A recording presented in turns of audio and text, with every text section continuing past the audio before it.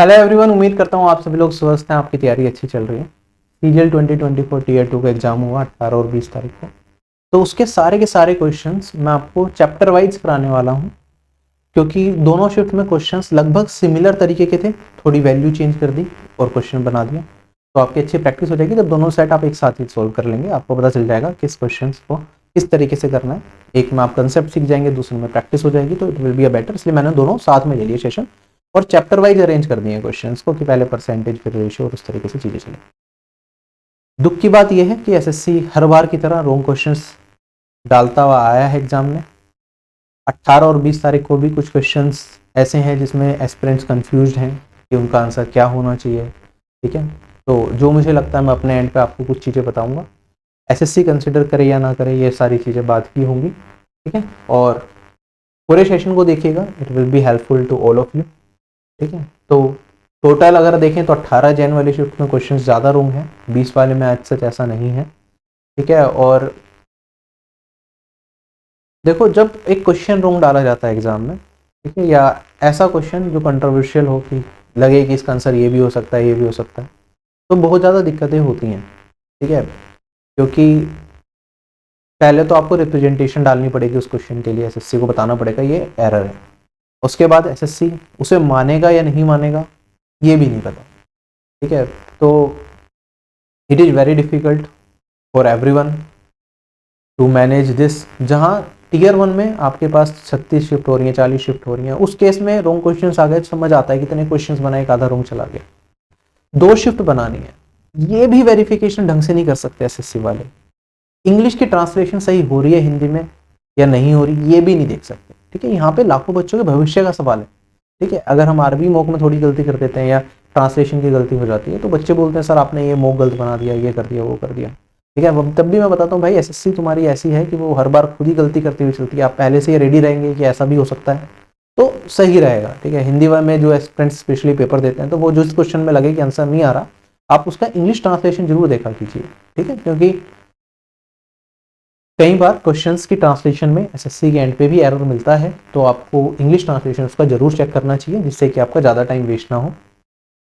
मैं एक एक करके क्वेश्चंस देखता हूँ, जो मुझे लगता है इन क्वेश्चंस के बारे में वो आपको बताऊंगा। रीजनिंग के कुछ एनालिटिकल रीजनिंग के क्वेश्चंस भी एस्पिरेंट बोल रहे थे। ठीक है, उसका डिस्कशन करना बेकार है, क्योंकि उन क्वेश्चंस में सबको अपना ही आंसर सही लगता है। ठीक है, वो समझाने के बावजूद भी लोगों को ज़्यादा उसमें चीज़ें क्लियर नहीं हो पाती। वो मैथ्स की तरह नहीं है कि आपको सीधा सीधा रिजल्ट दिख रहा है और इसका आंसर ये होना चाहिए। ठीक है, एनालिटिकल में there can be many factors, तो वो जो आपको अगर लगे एनालिटिकल रीजनिंग का कोई क्वेश्चन गलत है, तो आप अपने हिसाब से रिप्रेजेंटेशन लगा दीजिएगा। बाकी जो मेजर क्वेश्चन हैं वो मैं आपको बता देता हूँ। ठीक है, और कल तक टेलीग्राम पे आपको इसके रिलेटेड इन्फॉर्मेशन भी मिल जाएगी कि कौन कौन से क्वेश्चंस के लिए रिप्रेजेंटेशन लग चुकी है। अगर आपने ऑलरेडी किसी क्वेश्चन के लिए रिप्रेजेंटेशन लगा दी है, तो आप मुझे इस ईमेल आईडी पे भेज सकते हैं, helpdesk.rb@gmail.com। डिस्क्रिप्शन बॉक्स में आपको मिल जाएगी। ठीक है, बाकी सीजीएल मेंस का एनालिसिस की वीडियो मैं कल शाम तक लेके आऊंगा, तो you can watch that time. ठीक है, बाकी टेलीग्राम पे सारे अपडेट्स आपको मिलते रहेंगे। 18 जनवरी का पेपर है, पहले इसके रॉन्ग क्वेश्चंस को हम देखते हैं। सेम क्वेश्चन लेकिन थोड़े से चेंजेस। जो बच्चे पूरा पेपर इंग्लिश में देते हुए आ रहे थे अपना, तो उनके सामने जो क्वेश्चन आया वो आया द मैंगो इज द, फिर fill in the blank fruit. आपको पता है द है तो उसके साथ सुपरलेटिव डिग्री लगेगी, तो स्वीटेस्ट सही जाएगा, तो बिल्कुल ठीक है। स्वीट नहीं हो सकता, स्वीटर नहीं हो सकता, स्वीटली नहीं हो सकता। सभी लोगों ने मार्क कर दिया। लेकिन जो एस्पिरेंट इसी पेपर को हिंदी में देता हुआ आ रहा था, उसके सामने जो क्वेश्चन आया वो आया the mango is fill in the blank fruit, और ये क्वेश्चन गलत है। इस क्वेश्चन का भी एसएससी ने आंसर स्वीटेस्ट मांगा है, माना है, लेकिन स्वीटेस्ट से पहले तो दा की जरूरत है, तो ये सॉल्यूशन क्या हो गया, गलत हो गया। यहाँ पे स्वीटली भी नहीं आ सकता, स्वीटर भी नहीं आ सकता, और स्वीट भी नहीं आ सकता। ठीक है, स्वीट लगाना होता तो इज आज मेरे ख्याल से पहले आता। तो हिंदी में एसएससी ने ये गलती करी है। इंग्लिश के क्वेश्चन में दो अलग अलग सेट में, मतलब जो इंग्लिश में दे रहा प्रॉपर, कोई प्रॉपर हिंदी में दे रहा, उसमें भी अगर ऐसी गलती हो सकती है, तो ये शर्मनाक बात है। और इंग्लिश का पेपर तो वैसे भी बच्चा इंग्लिश में दे रहा है, वो ट्राई भी नहीं करेगा कि दूसरी लैंग्वेज में चेंज करके देखूं कि इसका इंग्लिश का क्वेश्चन क्या होगा। तो इसमें एसएससी को अपने पूरे नंबर देने चाहिए। ठीक है, जिस भी एस्पिरेंट ने क्वेश्चन को अटेम्प्ट किया एग्जामिनेशन में, ठीक है, अटेम्प्ट किया हो ना किया हो, अगर एसएससी के एंड पे कोई एरर है उस क्वेश्चन में, तो सभी को पूरे नंबर मिलते हैं। तो इस क्वेश्चन में मार्क्स टू ऑल होना चाहिए। ये क्वेश्चन इंग्लिश और हिंदी दोनों लैंग्वेजेस में गलता है। यहाँ पे रानी और अद्या की बात की जा रही है। ये एक काम को कह रहे हैं कि 12 दिन में रानी खत्म कर सकती है और अद्या अकेले करे तो ये 16 घंटे में कर सकती है। और हमें बताना है टोटल अगर ये अल्टरनेट डेज के हिसाब से काम करेंगे तो कितने दिन में खत्म होगा। तो ये चारों ऑप्शन के हिसाब से एसएससी ने आंसर मार्क किया 13/2/3। ये बिल्कुल ठीक आंसर होता अगर यहाँ पे डेज, ये आवर्स की जगह क्या होता, डेज होता। तो यहाँ पे मिस प्रिंट है, मिस प्रिंट की वजह से ये इंग्लिश में भी था, हिंदी में भी था, तो सभी को पूरे मार्क्स मिलने चाहिए। जेल सॉल्यूशन क्या होगा, जब मैं डिटेल में आपको सारे क्वेश्चंस का भी सॉल्यूशन आपको कराऊंगा तो उसमें ये चीज आपको क्लियर हो जाएगी। एक क्वेश्चन ये था, देखो इंग्लिश में जो क्वेश्चन दिया वो कुछ इस तरीके से था, लास्ट में -144z² है। हिंदी में ये क्वेश्चन बनाया तो 114 कर दिया। तो भैया जो आंसर इंग्लिश में सही दे रखा है वो हिंदी में सही हो ही नहीं सकता। ठीक है, एक्चुअली इंग्लिश वाला ठीक है, हिंदी वाला गलत है। ठीक है, तो इसके लिए भी आप रिप्रेजेंटेशन लगा के देखिए। ठीक है, हो सकता है वो कंसिडर कर लें। ठीक है, यहाँ आप ऐसी पार्शियलिटी नहीं होनी चाहिए कि हाँ इंग्लिश वाले क्वेश्चन को हम प्रेफरेंस देंगे, हिंदी वाले को प्रेफरेंस नहीं देंगे। ठीक है, दोनों को इक्वल प्रेफरेंस देनी चाहिए, क्योंकि जो बच्चा हिंदी में पेपर दे रहा है अगर वो फंसेगा तो बार बार वो इंग्लिश में चेंज करके थोड़ी ना देखेगा, एक वैल्यू को मिला के थोड़ी ना देखेगा, इतना टाइम थोड़ी ना होता एग्जाम में। तो प्रेफरेंस एसएससी को थोड़ा ध्यान रखना चाहिए, इस तरह की गलतियां ना हो और इस क्वेश्चन में एस्पिरेंट्स को नंबर दिए जाए। रिप्रेजेंटेशन तो आप एटलीस्ट फाइल कर दीजिए, बाद में क्या होगा वो देखा जाएगा, एटलीस्ट रिप्रेजेंटेशन जानी चाहिए। एक क्वेश्चन ये था कि the average of first 91 even numbers, ये क्या होगा। अगर मैं इवन नंबर्स के एवरेज की बात करता हूं तो जनरली हम जो पढ़ते हैं वो इवन नेचुरल नंबर्स की बात पढ़ते हैं। नेचुरल नंबर्स कौन से होते हैं, वो होते हैं जो हमारे स्टार्ट होते हैं 1 से, 1 2 3, और उसके लिए हम फॉर्मूला भी पढ़ते हैं कि अगर हमें एवरेज बताना हो n नेचुरल नंबर्स का तो वो होता है हमारे पास n+1। और एसएससी ने क्या किया, आंसर बिल्कुल सही दिया, 91 + 1 और 92। लेकिन क्यों एस्पिरेंट्स परेशान है इस चीज को लेके, भाई एसएससी ने क्वेश्चन के अंदर नेचुरल नहीं डाला। अगर वो नेचुरल डाल देते तो चीजें बढ़िया रहती। ठीक है, फिर कोई दिक्कत ही नहीं थी, कोई कंट्रोवर्सी वाला सिचुएशन नहीं था। अभी एसएससी ने जब खाली इवन नंबर्स की बात करी तो इवन नंबर कौन से होते हैं, इवन नंबर वो होते हैं जो मेरे 2 से भाग हो जाए। अब 2 से भाग होने वाली सभी संख्या हमारी इवन कहलाती है। तो अगर हम बात करेंगे तो ये -2 भी मेरा 2 से भाग होता है, -4 भी होता है, 0 भी होता है, 2 भी होता है, 4 भी होता है, और ये पूरी ऐसे तरीके से सीरीज चलती रही। तो अब पहली संख्या किसे कंसीडर करें। अब ऐसे नेगेटिव वाले तो जनरली एस्पिरेंट्स नहीं सोचते हैं कि नेगेटिव में जाए हम, तो कुछ एस्पिरेंट्स ने तो 0 से चीजों को स्टार्ट किया कि भाई 0 से लेके चलेंगे और n नेचुरल नंबर्स का एवरेज निकालेंगे इवन का।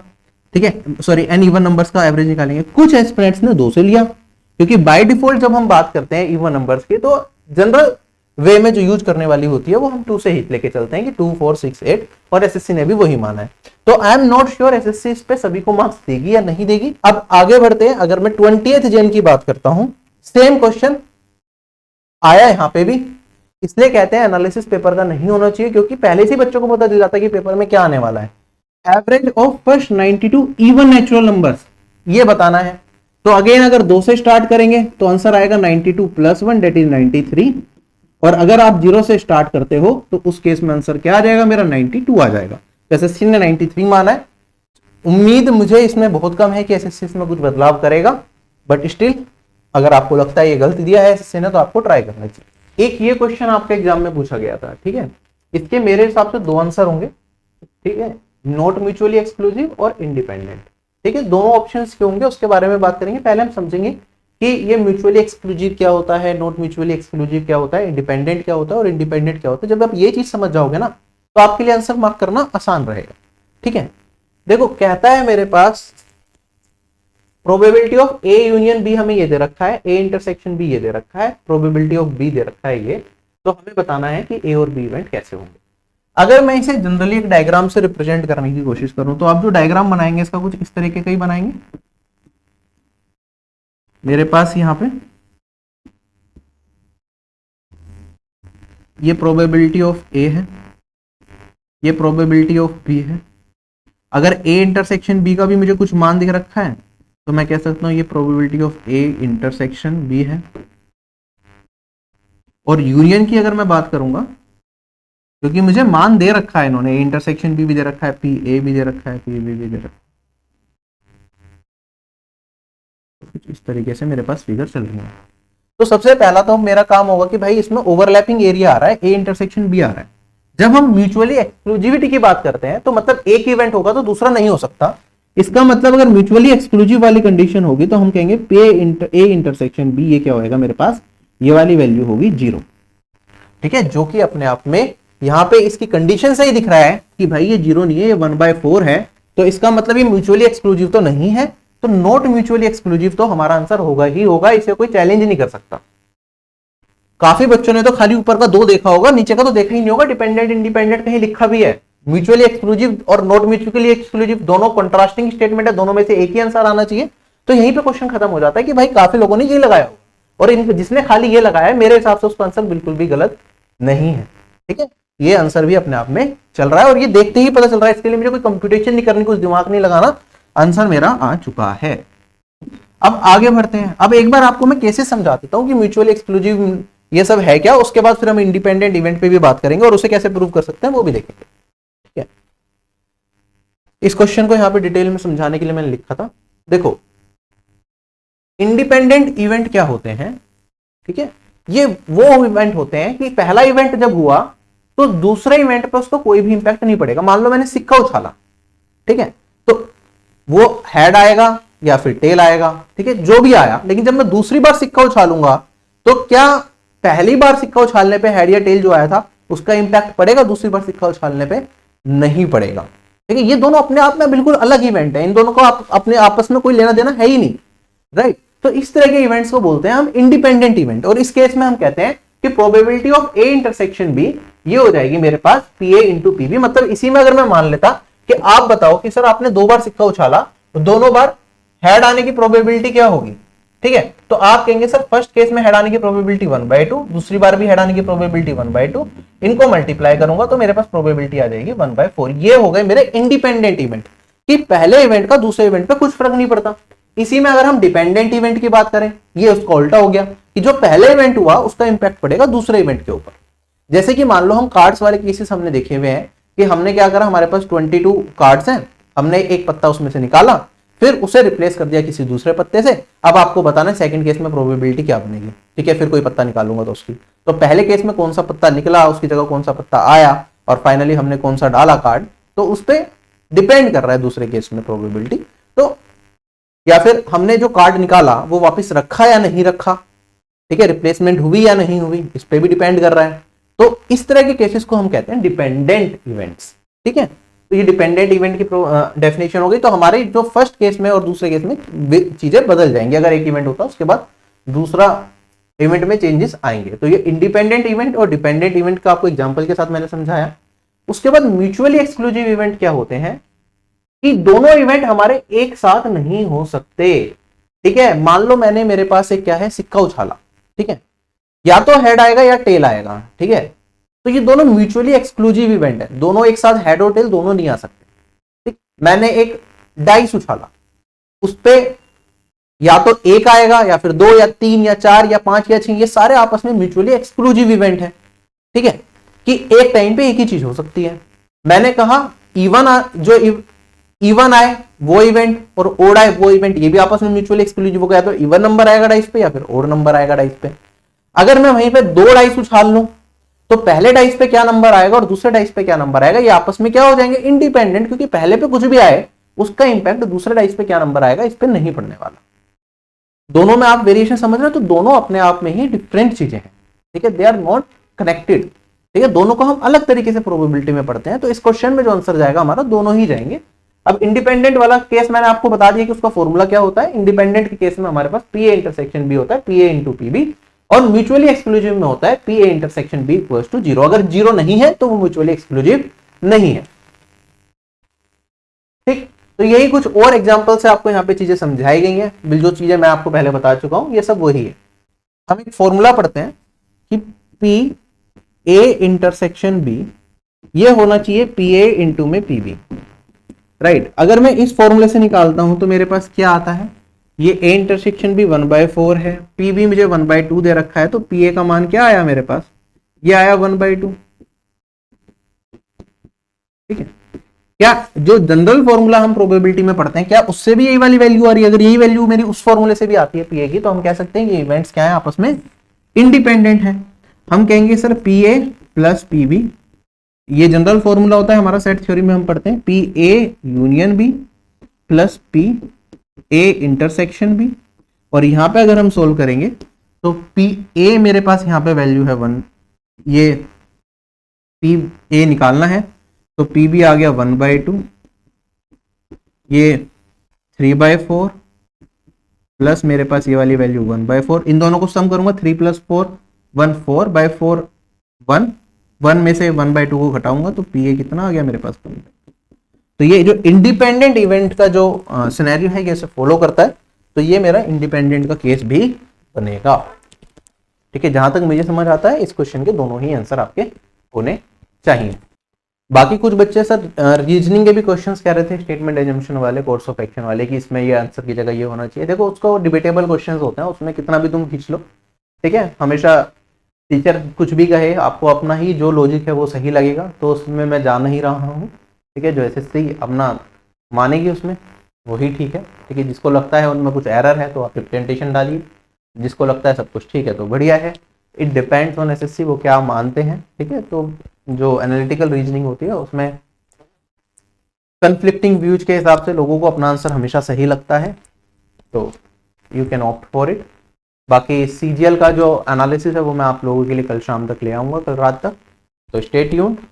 परसेंटेज से क्वेश्चंस की शुरुआत करते हैं। सबसे पहला क्वेश्चन हमारे पास, by how much is 60% of 75 greater than 1/5 of 25। बिल्कुल सिंपल सा सवाल है।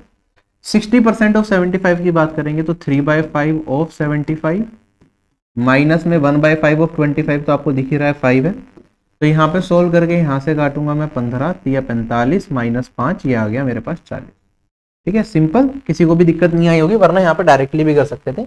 मैंने आपको सिखाया परसेंटेज में परसेंटेज का सिंबल हटाओ तो 2 जीरो हटानी पड़ेंगी, तो 1 जीरो हटी और 1.5। 7.5 इंटू में 6 कितना होता है 45 होता है। 45 माइनस 5 डेट इज 40। ओरली करने वाला सवाल था, वेरी इजी क्वेश्चन। ऐसे ही हमारे पास एक सवाल ये है कि अमित की जो सैलरी है ना, पहले साल 6% बढ़ती है, दूसरे साल 20% बढ़ती है। अगर प्रेजेंट सैलरी उसकी इतनी है तो 2 साल पहले उसकी सैलरी कितनी रही होगी। ठीक है, सेल नहीं है, सैलरी सही कर लेना। तो आप कहेंगे सर 2 साल पहले की सैलरी को अगर मैं एक्स मान लूं तो 6% बढ़ी, मतलब 100 का कितना हो गया 106 हो गया, बिल्कुल बेसिक से। और फिर हमारी 20% बढ़ी तो आप कहेंगे सर 5 की हो गई 6। कितनी बन गई फाइनली हमारे पास, यहाँ पे हो गई 254,400। आपको बताना है एक्स का मान क्या होगा। तो देखो इस तरह के क्वेश्चंस में हम जनरली मल्टीपल से कर लेते हैं। देखो ऑप्शंस भी हमारे पास बहुत सिंपल है, तो डायरेक्टली करने की कोशिश करो। जैसे पहले 2 से काट दूंगा तो 50 और ये आ जाएगा 53, फिर 2 से काट दूंगा तो ये मेरे पास बचेगा 3 और यहाँ पे बचेगा 25।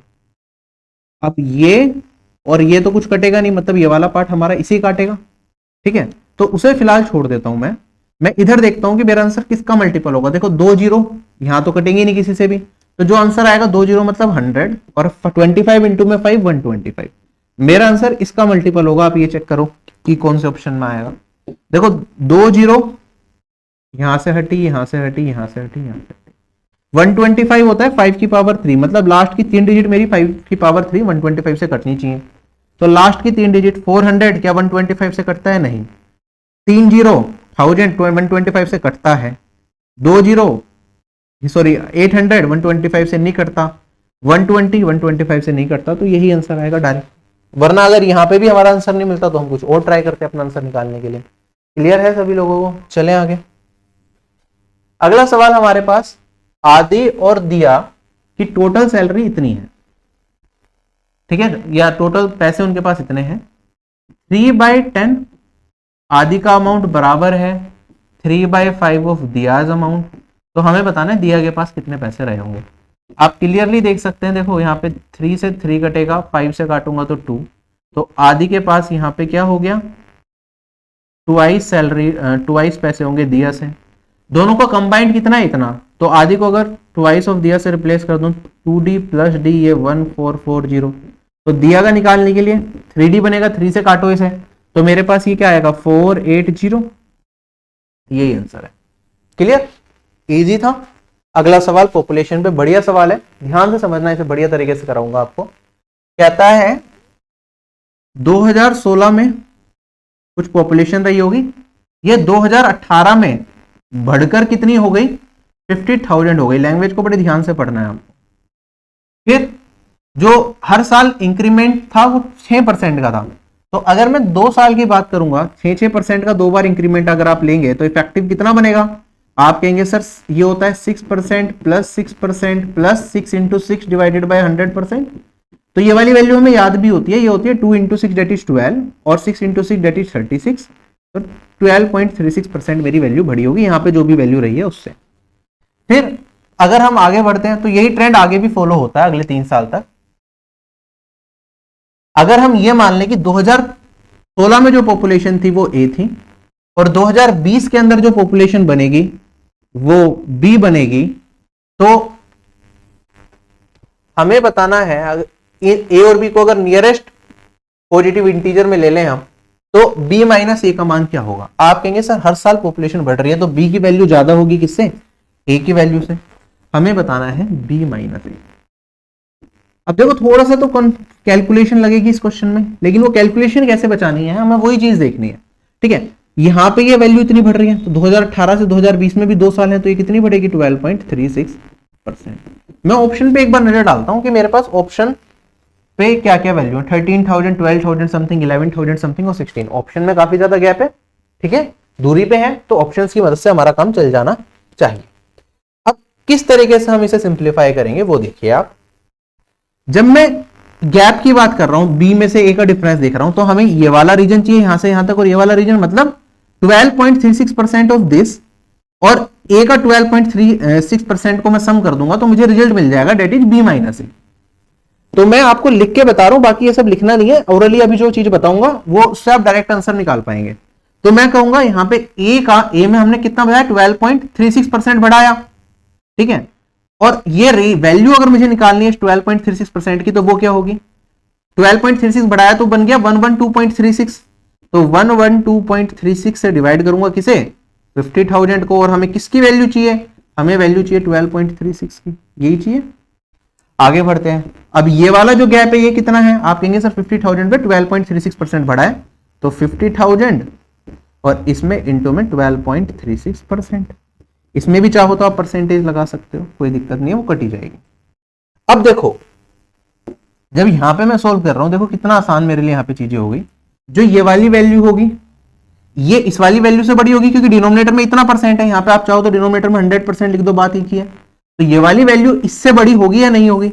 ये क्वेश्चन देखते भी आपको समझ आ रहा था कि यहां पे जो वैल्यू है सबसे छोटी वैल्यू है, इस पे 12.36% बढ़ाऊंगा तो जो मान मिलेगा वो क्या होगा? क्या वो मेरा इस पे जो 12.36% बढ़ाऊंगा उससे कम होगा?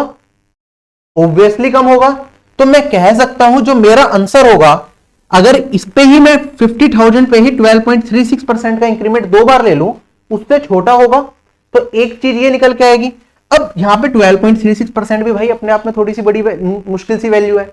इसे और सिंप्लीफाई करने के लिए हम क्या कर सकते हैं? ऑप्शन देखो दूरी पे है, ठीक है, तो हम इसे क्या कर सकते हैं? हम इसे थोड़ा सिंप्लीफाई करने के लिए मैं कह सकता हूं इसे बना लो 12.5%। अगर ये भी 12.5% होता तो मैं कहता कंबाइंड हो गया 25%। जो मेरा आंसर होता वो क्या होता? इसके 25% से कम होगा, ये तो पक्की बात है।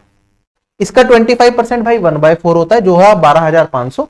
तो मेरा आंसर जो होगा 12,500, इसका 25% मैंने निकाला, उससे छोटा होगा। ये तीनों ऑप्शन उससे बड़े हैं और मेरा आंसर यही हो सकता है।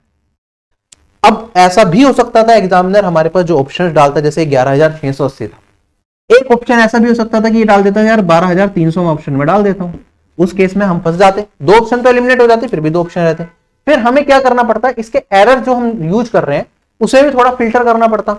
एरर्स को कैसे फिल्टर करते भाई? मैं कहता यार ये 12.36 है ना, इसे एडिटिव ले लेता हूं 12.36, या फिर मैं कह सकता हूं ये 12.36 12.5 से कितना कम है? माइनस का 0.14% कम है। इसका 0.14% आप निकालेंगे तो ये वाली वैल्यू 14 इंटू 5 70, तो ये वाली वैल्यू 70 इधर, और इस साइड भी अगर मैं 50,000 से ही कंपेयर करूं तो 70 इधर, तो ये हो गया 140। तो एटलीस्ट जो मेरा आंसर होगा वो जो मैंने निकाला था अभी इससे 140 थोड़ा और कम होगा और उससे भी थोड़ा नीचे जाएगा। तो फिर मैं थोड़ा सा और रिड्यूस कर पाता, फिर थोड़ा और क्लोज जाना पड़ता, तो फिर हम और कोशिश करते कि हम क्या चीजें यहाँ पे देख सकते हैं। जैसे कि यहाँ पे हम इसे थोड़ा सा सिंप्लीफाई करने के लिए, आप जैसे ये 112.36 दिख रहा है, इसे अप्रोक्सीमेटली कर लेते हैं अपनी वैल्यू निकालने के लिए, कि मैं ये कह सकता था भाई ये वाली वैल्यू देखो 12.5 को अगर मैं लिखता हूं तो ये वाली वैल्यू हम पढ़ते हैं ना, ये होता है मेरे पास 1/8, तो 112.36 क्या होगा, इसे मैं 9/8 से रिप्लेस कर देता। ठीक है, इसे 9/8 से रिप्लेस कर देता तो मेरी वैल्यू क्या आती है यहाँ पे, आप कहते हैं सर यहाँ पे जो वैल्यू निकली है ये तो सिंपल कैलकुलेशन है, आप कहेंगे सर 5 से मल्टीप्लाई कर रहे हैं तो 2 से डिवाइड कर दो, तो ये मेरे पास 6180 आ रहा है प्लस 6180 डिवाइडेड बाय 9 और इंटू में 8, अप्रोक्सीमेट जो आंसर जाता मेरा वो लगभग इसके पास क्लोजेस्ट चला जाता। तो this can be a better way to solve this, हम इस तरीके से भी सोच सकते थे इस क्वेश्चन को करने के लिए। क्लियर है या नहीं, यहां एज इट इज ले लिया, यहां पे छेड़ा नहीं, जब यहां पे कर रहे हैं तो यहां पे थोड़ा सा अप्रोक्सीमेट हमने ले लिया, क्योंकि मैंने जो वैल्यू डिनोमिनेटर की ली है जितनी थी उससे थोड़ी सी ज्यादा ली है। ठीक है, ज्यादा ली है तो मेरा जो आंसर आएगा यहां पे जो इससे थोड़ा सा बड़ा होगा, माइन्यूटली थोड़ा सा बड़ा होगा इससे आंसर, तो आप चेक करके देखिए नियरेस्ट आंसर क्या जा रहा है और फिर अपना आंसर निकाल लें। तो थोड़ा सा ऐसे कैलकुलेशन को हम देख सकते हैं, ये आपके ऊपर है, ऑप्शंस में नजर डालिए, जब भी कैलकुलेटिव क्वेश्चन आपको दिखे ऑप्शंस को एक बार जरूर देखिए कि किस तरीके से हम कम से कम टाइम में क्वेश्चन का आंसर निकाल सकते हैं। अगला सवाल मेरे पास देखो, इजी क्वेश्चन है। 2 साल पहले एक टाउन की पॉपुलेशन कितनी थी, इतनी थी, माइग्रेशन हुई बड़ी सिटीज में जिसकी वजह से हर साल पॉपुलेशन 8% के हिसाब से गिर रही है, तो हमें बताना है प्रेजेंट पॉपुलेशन टाउन की क्या रहेगी।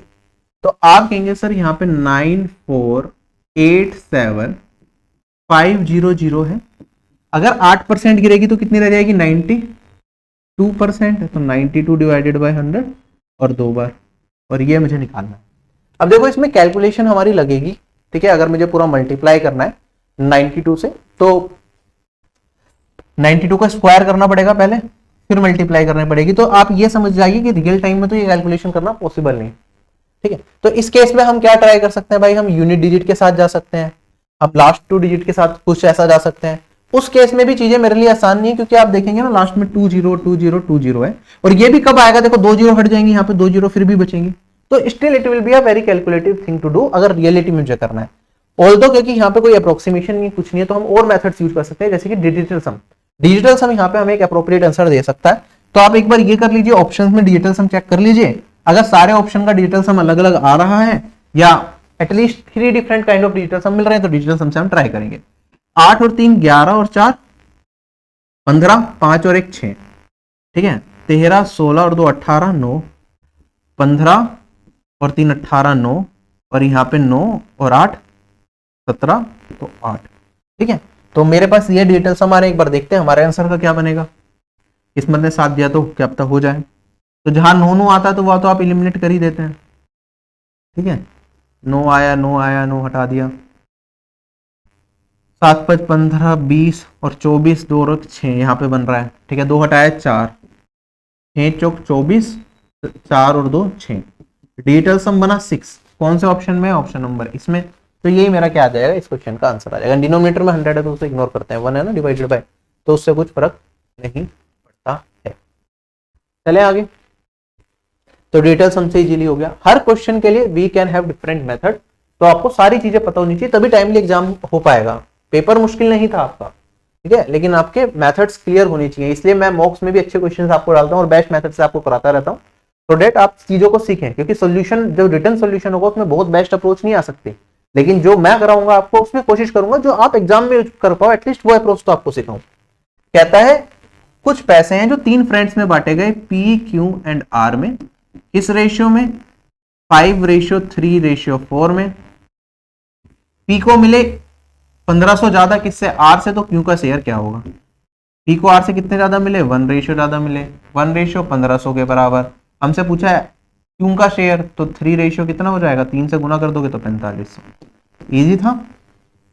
अगला सवाल, बहुत सवाल बहुत इजी होता है, इसलिए हमेशा पहले इजी सवाल करो पेपर में। A रेशियो B दे रखा है, B रेशियो C दे रखा है, C रेशियो A हमें बताना है, ध्यान रखना C रेशियो A पूछ लिया। ठीक है, तो यहाँ पे B है 3 और यहाँ पे B कितना है मेरे पास 5, तो इसमें 5 से मल्टीप्लाई और इसमें किससे मल्टीप्लाई, इसमें 3 से मल्टीप्लाई। C कितना आएगा, 7 3 21, यहाँ पे A कितना आएगा, 5 दूनी 10, तो C रेशियो A कितना आ गया, इतना। अगला सवाल, दो दोस्तों की एज का रेशियो हमें 4:3 दे रखा है, और 4 साल के बाद ये बन जाएगा 6:5। हमें बताना है कि 22 साल के बाद इनकी प्रेजेंट एज का सम क्या होगा। प्रेजेंट से 22 साल के बाद इनकी एज का सम क्या होगा। देखो जब दोनों की एज 4 साल बढ़ रही है तो उनका एज का डिफरेंस मेंटेन रहेगा, ये हम पढ़ते हैं। यहाँ पे 1 रेशियो, ये 1 रेशियो, तो रेशियो मेंटेन है ऑलरेडी। तो 3 का 5 हो रहा है, तो आप कहेंगे सर 2 रेशियो बढ़ी। यहाँ पे एज एक्चुअली में कितनी बढ़ी, 4 ईयर्स बढ़ी, तो 1 रेशियो 2 साल के बराबर हो गया। तो कंबाइंड एज प्रेजेंट में कितनी हो गई, 7 इंटू में 2, 14 ईयर्स तो इनकी कंबाइंड एज है प्रेजेंट में। 22 साल के बाद पहले की भी 22 साल बढ़ेगी और दूसरे की भी, तो 22 इंटू 2 करना पड़ेगा। तो ये वाली वैल्यू मेरे पास कितनी हो गई, 44 और 14 58। 22 साल के बाद इनकी एज का सम इतना होगा। ऐसे ही एक और आसान सवाल हमारे पास, श्वेता और सुमन की प्रेजेंट एज का रेशियो है 4:5। 6 साल पहले एज का रेशियो था 2:3। हमें बताना है प्रेजेंट एज ऑफ श्वेता, ये इसका बताना है।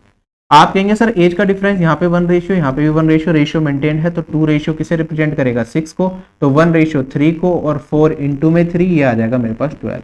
This is my answer. ठीक, अगला सवाल,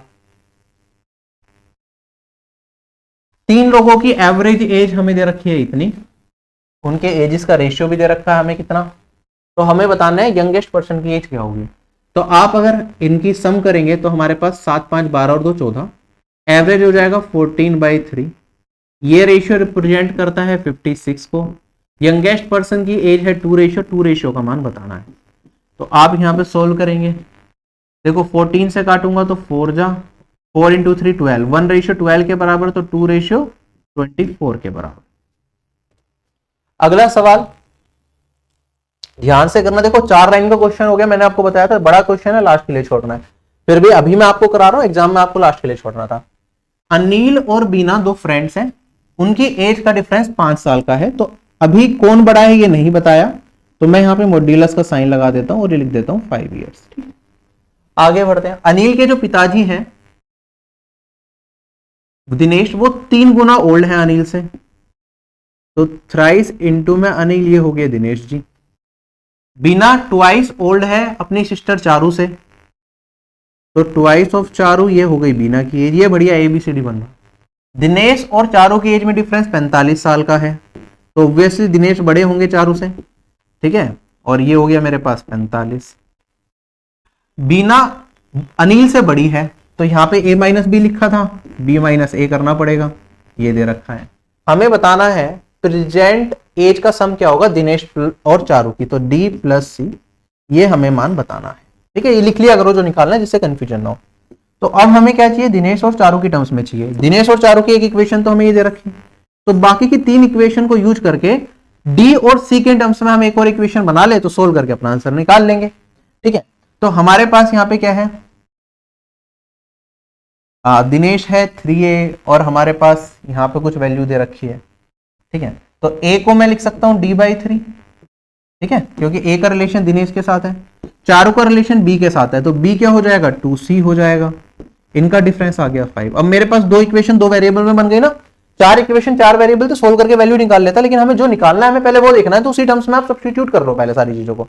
तो मैंने क्या करा, एक इक्वेशन को कन्वर्ट कर लिया किसमें, दिनेश और चारू की टर्म्स में, एक ऑलरेडी दे रखी थी, सोल्व करके अब निकल जाएगा।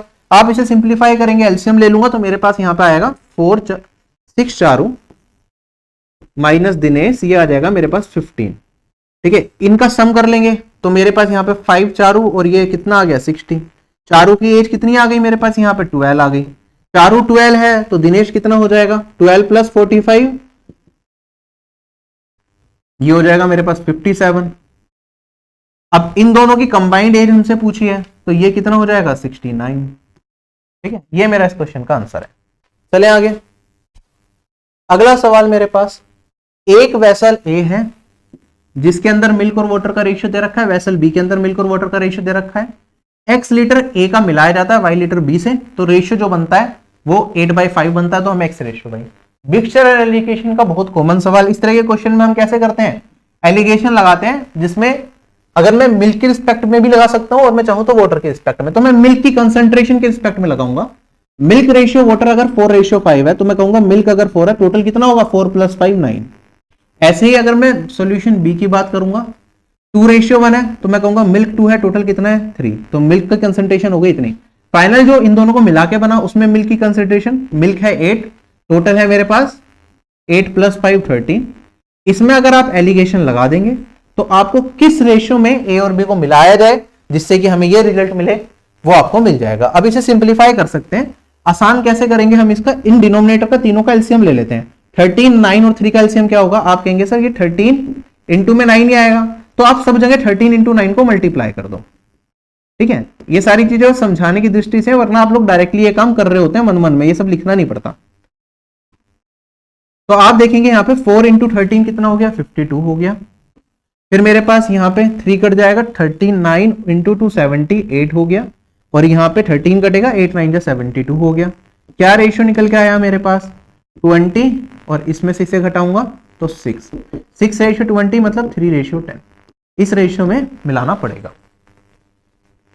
अगला सवाल हमारे पास, 8 किलो मैदा को, 8 किलो मेज को, मक्का को, जिसकी कीमत है 51 रुपए पर किलो, मिलाया गया 9 किलो मक्का से जिसकी कीमत है 68 रुपए पर किलो, तो एवरेज कॉस्ट क्या होगी।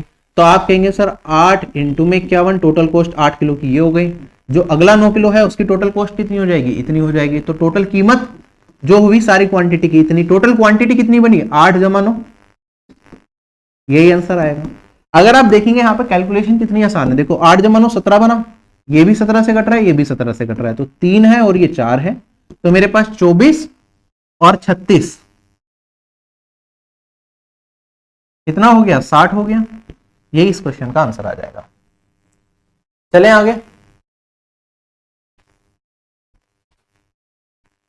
अगला सवाल कहता है एक आदमी एक मोबाइल फोन जब 680 रुपए का बेचता है तो उसे कुछ लॉस होता है।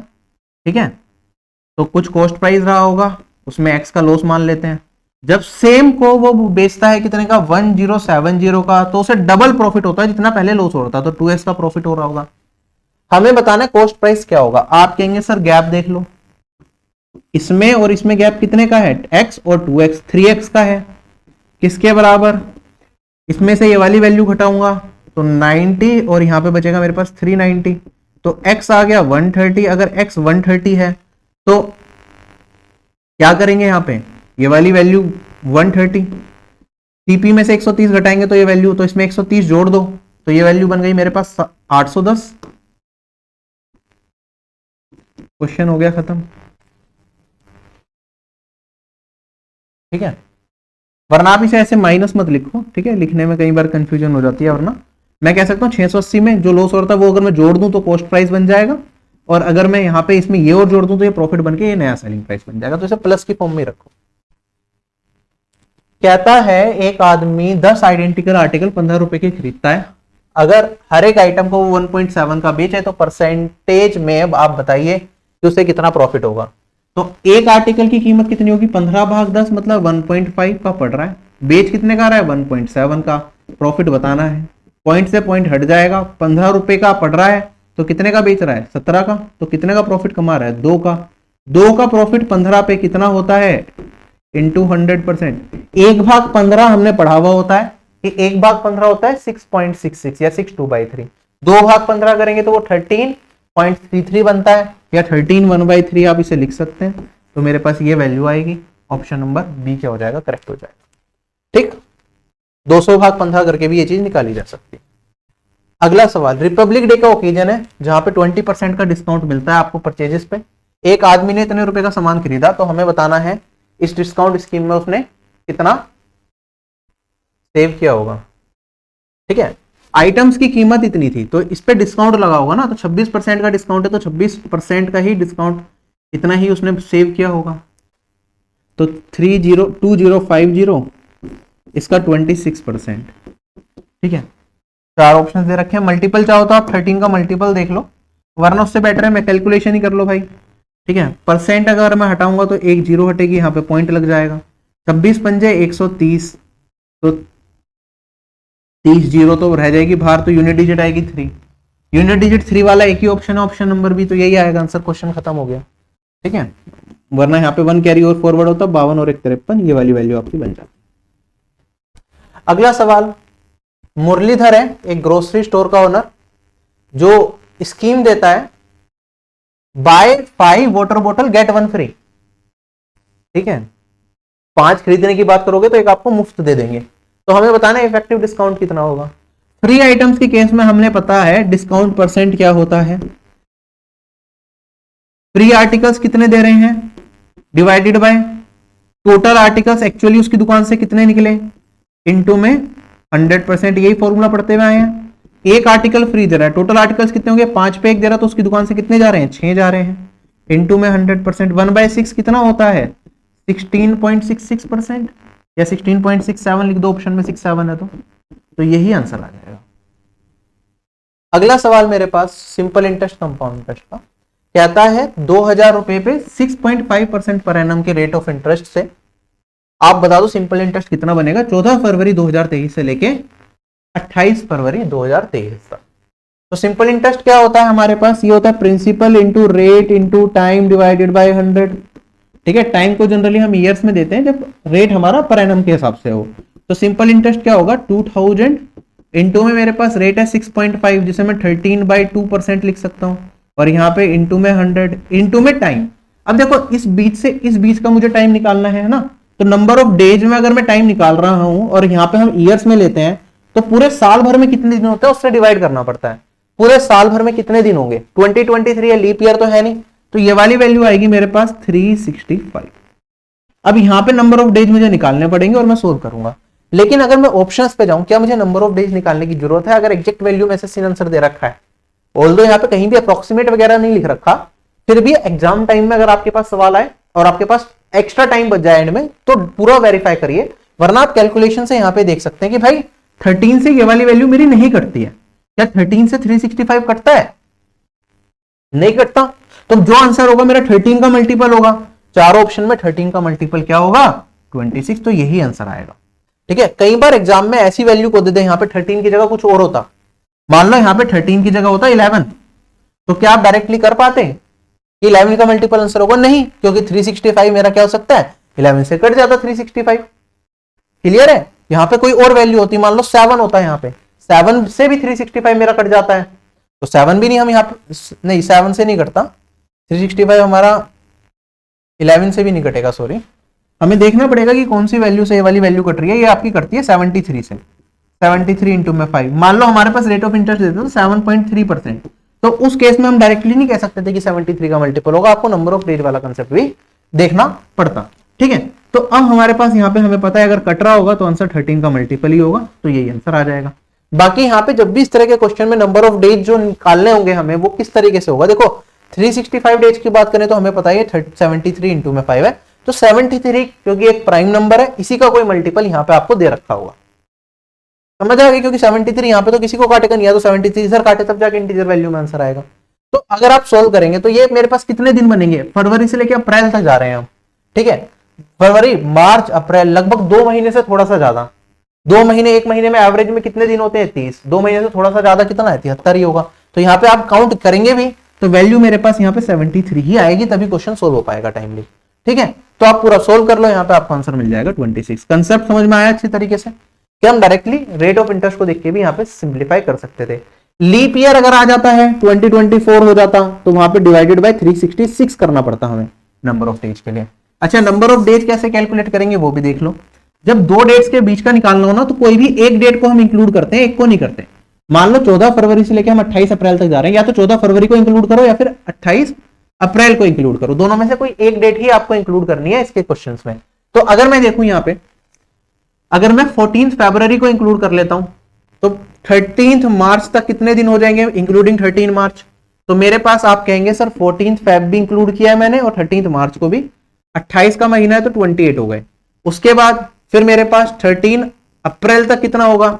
आप कहेंगे सर मार्च 31 का महीना था इंक्लूडिंग दिस, तो 31 दिन ये हो गए। अब मेरे पास 13 से लेके 14, 15, 16 ये जाना है 27 तक, तो यहाँ पे 14 अप्रैल को भी इंक्लूड करना है, और यहां से अगर मैं जाऊं यहाँ पे 27 अप्रैल तक, क्योंकि 28 को नहीं इंक्लूड कर रहे, तो कितने दिन बनेंगे? आप कहेंगे सर ये बनेंगे 14 डेज। ध्यान रखना 14 बनेंगे, ये मत कर देना 27 माइनस 14 13 आया, नहीं, 27 माइनस 13 डिवाइडेड बाय डिफरेंस कितना है वैल्यूज में, क्योंकि 14 15 सारी तारीख आएंगी, तो एपी वाला फॉर्मूला लगाएंगे, उसमें हम पढ़ते हैं कि यहाँ पे जो डिफरेंस के बाद +1 करना पड़ता है, तो टोटल नंबर ऑफ डेज हमारे अब कैलकुलेट होंगे। आप इनका सम करेंगे तो अब आपको यहाँ पे वैल्यू जो मिलेगी वो आएगी 73।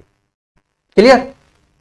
अगले सवाल पे मैं चलता हूं। क्वेश्चन में क्या आता है, बिल्कुल सेम क्वेश्चन, ये एक शिफ्ट में वो आया था, एक शिफ्ट में ये 2000 रुपए को अगर 6.5% के हिसाब से दिया जाए तो हमें बताना है 13 फरवरी 2023 से लेकर 27 अप्रैल 2023 तक का क्या ब्याज बनेगा। आपको समझ में आ गया होगा भाई, वही है, वहां 14 फरवरी थी, 28 अप्रैल था, 13 फरवरी 27 अप्रैल, तो कितने दिन हो गए, 73 दिन हो गए।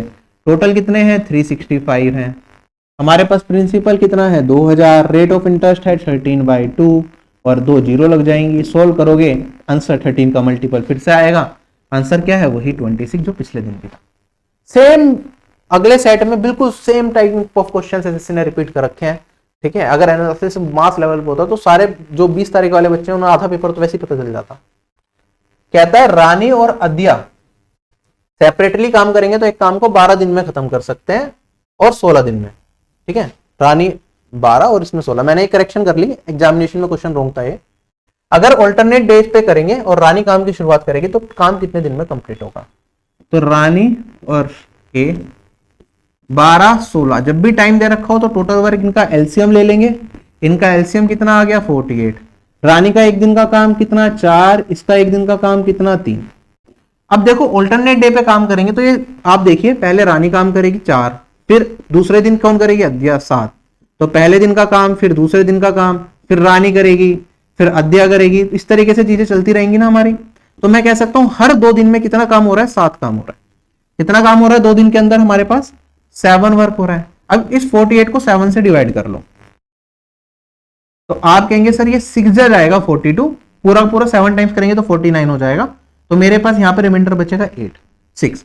तो मैं कह सकता हूं 2 दिन में अगर मेरा कितना काम हो रहा है, 7 काम हो रहा है, तो जो क्वोशिएंट आया मल्टीप्लाई कर दो 6 से और इधर भी 6। तो मेरे पास यहाँ पे 12 दिन के अंदर 6 साइकिल लगेंगी, मतलब दोनों की कंबाइंड काम की। 12 दिन के कितने दिन में कितना काम हो गया, 42 काम। अब बारी किसकी आएगी, देखो पहले रानी कर रही है, फिर अद्या कर रही है, फिर रानी, फिर अद्या, इस तरीके से चल रहा है। तो अब बारी आएगी रानी की काम करने की। तो एक दिन अगर मैं और बढ़ा दूं तो कितना काम और बढ़ जाएगा मेरा, 4। अब कितना हो जाएगा 46, अभी भी 2 रह जाएगा काम। तो अब मुझे क्या करना है, 2 काम कराना है, किससे, अद्या से। तो अद्या एक दिन में कितना काम करती है, 3 काम करती है। एक दिन में कितना काम, 3 काम। अगर मुझे 2 काम कराना हो तो आप कहेंगे सर एक काम 1/3 डेज में करेगी, 2 काम 2/3 डेज में। तो यहां पे अगर अगला 2/3 डेज को लगा दूं मैं तो मेरा कितना काम होगा, अद्या के द्वारा 2 काम। तो टोटल काम कितना था, 48, ये हो चुका है। टाइम कितना लगा, 12 + 1 + 2/3, तो ये हो गया 13 2/3। ठीक है, इन तीनों का। चलें आगे, नेक्स्ट क्वेश्चन। जब एक टैंक पूरा भरा हुआ है तो एक आउटलेट पाइप ए उसे 5.6 आवर्स में खाली कर सकता है। एक दूसरा पाइप है जो टैंक को भर सकता है 7 घंटे के अंदर। इस पाइप को मैं मान लेता हूं भी, जो 7 घंटे में भरेगा। ये खाली करने का काम कर रहा है, ये भरने का। अब कौन सा मैं नेगेटिव लूंगा, कौन सा पॉजिटिव, डिपेंड करेगा हमें फाइनली काम क्या करवाना है। दोनों को साथ में पाइप ए और बी को ऑल्टरनेटिवली खोला जाता है हर 1 घंटे में। तो starting with pipe A when the tank is full, जब टैंक पूरा भरा हुआ है तो पाइप ए को खोला जाएगा 1 घंटे के लिए, फिर पाइप बी, फिर पाइप ए, इस तरीके से चलेगा। तो कितने टाइम के अंदर टैंक खाली होगा ये बताना है। तो हमें टैंक को खाली करना है ना, ए खाली करने का काम कर रहा है तो हम इसे रखेंगे पॉजिटिव, बी भरने का काम कर रहा है तो ये करेगा नेगेटिव का। ठीक, टोटल काम इन दोनों का एलसीएम होगा। एलसीएम अगर आप लेंगे तो कितना आएगा टोटल वर्क, 56 मेरा 7 से कटता ही है तो 56 ही ले लो एलसीएम। ठीक है, वरना आप चाहते तो यहाँ पे 56 की जगह 28 भी ले सकते थे। इसे फ्रैक्शन में कन्वर्ट कर लोगे 5.6 को, तो मेरे पास ये वाली वैल्यू 56/10 दैट इज 28/5 आएगी। तो आप इन दोनों का एलसीएम लेंगे तो न्यूमरेटर का लेते हैं खाली 28, और ए हो जाएगा मेरे पास, ए की एफिशिएंसी कितनी हो जाएगी 5 और बी की एफिशिएंसी कितनी हो जाएगी मेरे पास 4। ये नेगेटिव काम करेगा, ये पॉजिटिव। अब जब इस तरह के क्वेश्चन होते हैं कि दोनों अलग तरीके का काम कर रहे हैं, एक पॉजिटिव एक नेगेटिव, तो हमें किससे काम करवाना है, लास्ट हमें काम करवाना है ए से। तो 5 है ना ये, इसे हम काम को, क्योंकि जब ये लास्ट में 5 काम करेगा तो हमारा काम कंप्लीट हो जाएगा। तो आप ना जो टोटल वर्क होता है इसमें से एक एक काम को घटा दो पहले। ये वाला बचा मेरे पास 23 को दोनों को कंबाइंड करवा लो काम, और उसके बाद लास्ट में एक दिन और लगेगा जिसमें एक दिन में ये 5 काम कर देगा। अभी आपको समझ आ जाएगा मैं क्या बात कर रहा हूं। जैसे मान लो पहले दिन क्या करा, ए ने काम करा 5, फिर बी करेगा 4 काम, माइनस का बिगाड़ देगा। तो 2 दिन के अंदर अगर मैं 2 डेज की बात करूं तो मेरा नेटवर्क कितना हो रहा है, नेटवर्क हो रहा है 2 दिन के अंदर मेरा 1। लेकिन जैसे अगले दिन बारी आई एक ही, तो आप कहेंगे सर वो 5 काम कर देगा। अगर वो 5 काम कर देगा तो 3 दिन में कितना काम हुआ, आप कहेंगे सर 3D में मेरा काम हो गया 1 + 5 6। और 4 दिन का अगर मैं देखूंगा तो आप कहेंगे सर फिर से -4 काम हो जाएगा। तो ये फिर मेरे पास 1 + 1 टोटल काम कितना बचेगा, 2 बचेगा। ठीक है, तो हमें ये लास्ट में क्योंकि काम खत्म ए करेगा तो मैंने उसका काम पहले ही सबट्रैक्ट कर लिया, क्योंकि लास्ट में मैं नहीं चाहता काम पूरा हो गया मेरा तो मैं नेगेटिव काम क्यों करवाऊंगा बाद में, किससे, बी से। इसलिए हम जो ए का काम है एक दिन का वो पहले सबट्रैक्ट करके रख लेते हैं। अब 23 ये दोनों कंबाइन करके काम कर सकते हैं। हमने यहां पे देखा कि 2 दिन में कितना काम कर रहे हैं, एक काम। तो 23 काम कितने दिन में करेंगे, आप कहेंगे सर इनटू में 23 इनटू में 23, तो 46 डेज में तो ये कितना काम कर लेंगे, 23 काम कर लेंगे। अब बारी किसकी आएगी, 23 साइकिल्स हो चुकी हैं काम की, बारी आएगी एक ही, तो वो एक दिन में कितना काम करेगा, 5 काम करेगा। यहाँ पे 5 काम होएगा, यहाँ पे दिन बढ़ेगा एक मेरा, तो टोटल 47 डेज लगे, काम कितना हो गया 28, तो मतलब टैंक खाली हो जाएगा। ये अच्छे से थोड़ा सा मुश्किल कंसेप्ट रहता है, ये डिटेल में तो हम क्लासेस में करते हैं, अभी मैंने जितना हो सका समझा दिया आपको, क्योंकि प्रैक्टिस के तौर पे ही कर रहे हैं तो ज्यादा डीप में नहीं जा सकता। बाकी आप इसे देखिएगा समझ आ जाएगा। टाइम स्पीड एंड डिस्टेंस के क्वेश्चंस देखते हैं। सिंपल सा सवाल दे रखा है, एक 1200 मीटर का मेरे पास क्या है, सर्कुलर ट्रैक दे रखा है। सरिता और कविता अपनी साइकिल से निकलती हैं सेम पॉइंट से लेकिन अपोजिट डायरेक्शन में। एक की स्पीड है 20 और एक की स्पीड है 16। हमें बताना है कितने टाइम में वे पहली बार मिलेंगी। देखो जब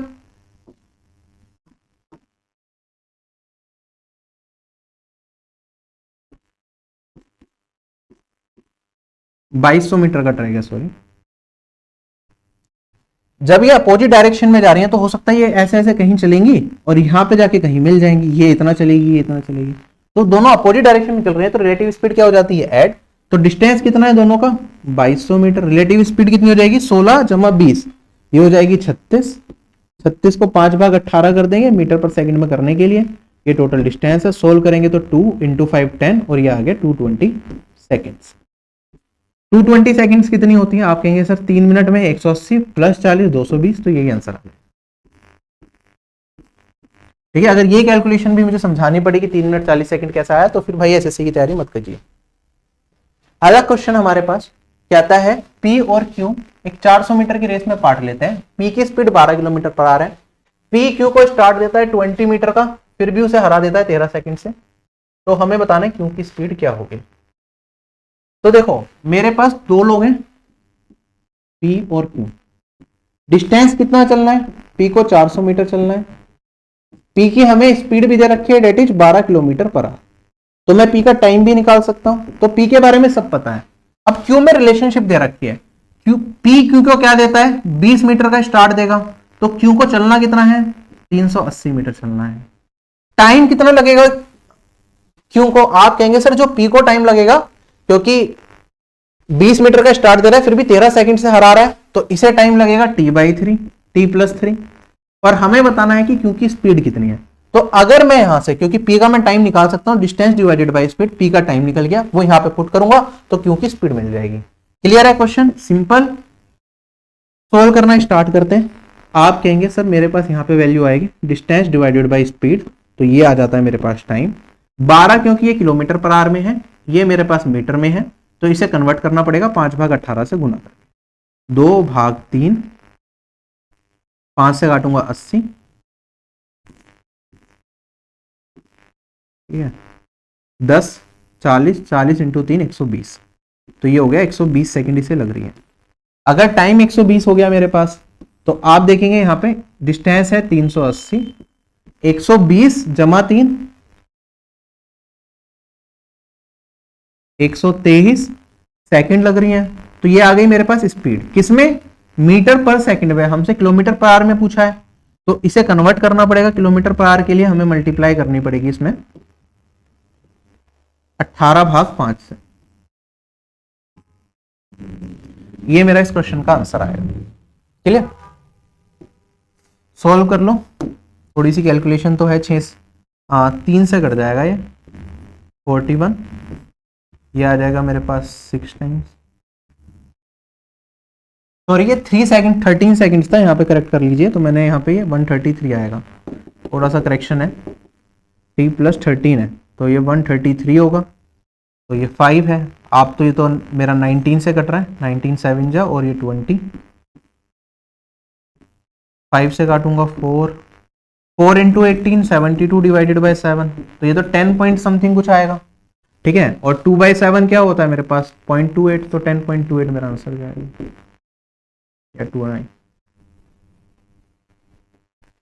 अगला सवाल, इसे सिंप्लीफाई करके अपना बताना आंसर क्या होगा। अब देखो यहाँ पे दो वेरिएबल है z और y, जीरो इक्वेशन, कोई भी इक्वल्स टू का साइन नहीं दिख रहा मुझे, तो मैं दोनों वेरिएबल का मान अपनी मर्जी से ज्यूम कर सकता हूं चाहूं तो, और अपना आंसर निकाल सकता हूं। 4 ऑप्शन है, लेकिन दोनों वेरिएबल का मान मानूंगा तो 4 ऑप्शन में मानना पड़ेगा, फिर वेरीफाई करना पड़ेगा, टाइम कंज्यूमिंग टास्क है। बेटर है कि मैं एक वेरिएबल को एलिमिनेट कर दूं, एक वेरिएबल को जीरो बना दूं, मेरा काम बहुत आसान हो जाएगा। अब कौन से वेरिएबल को जीरो बनाएंगे, जो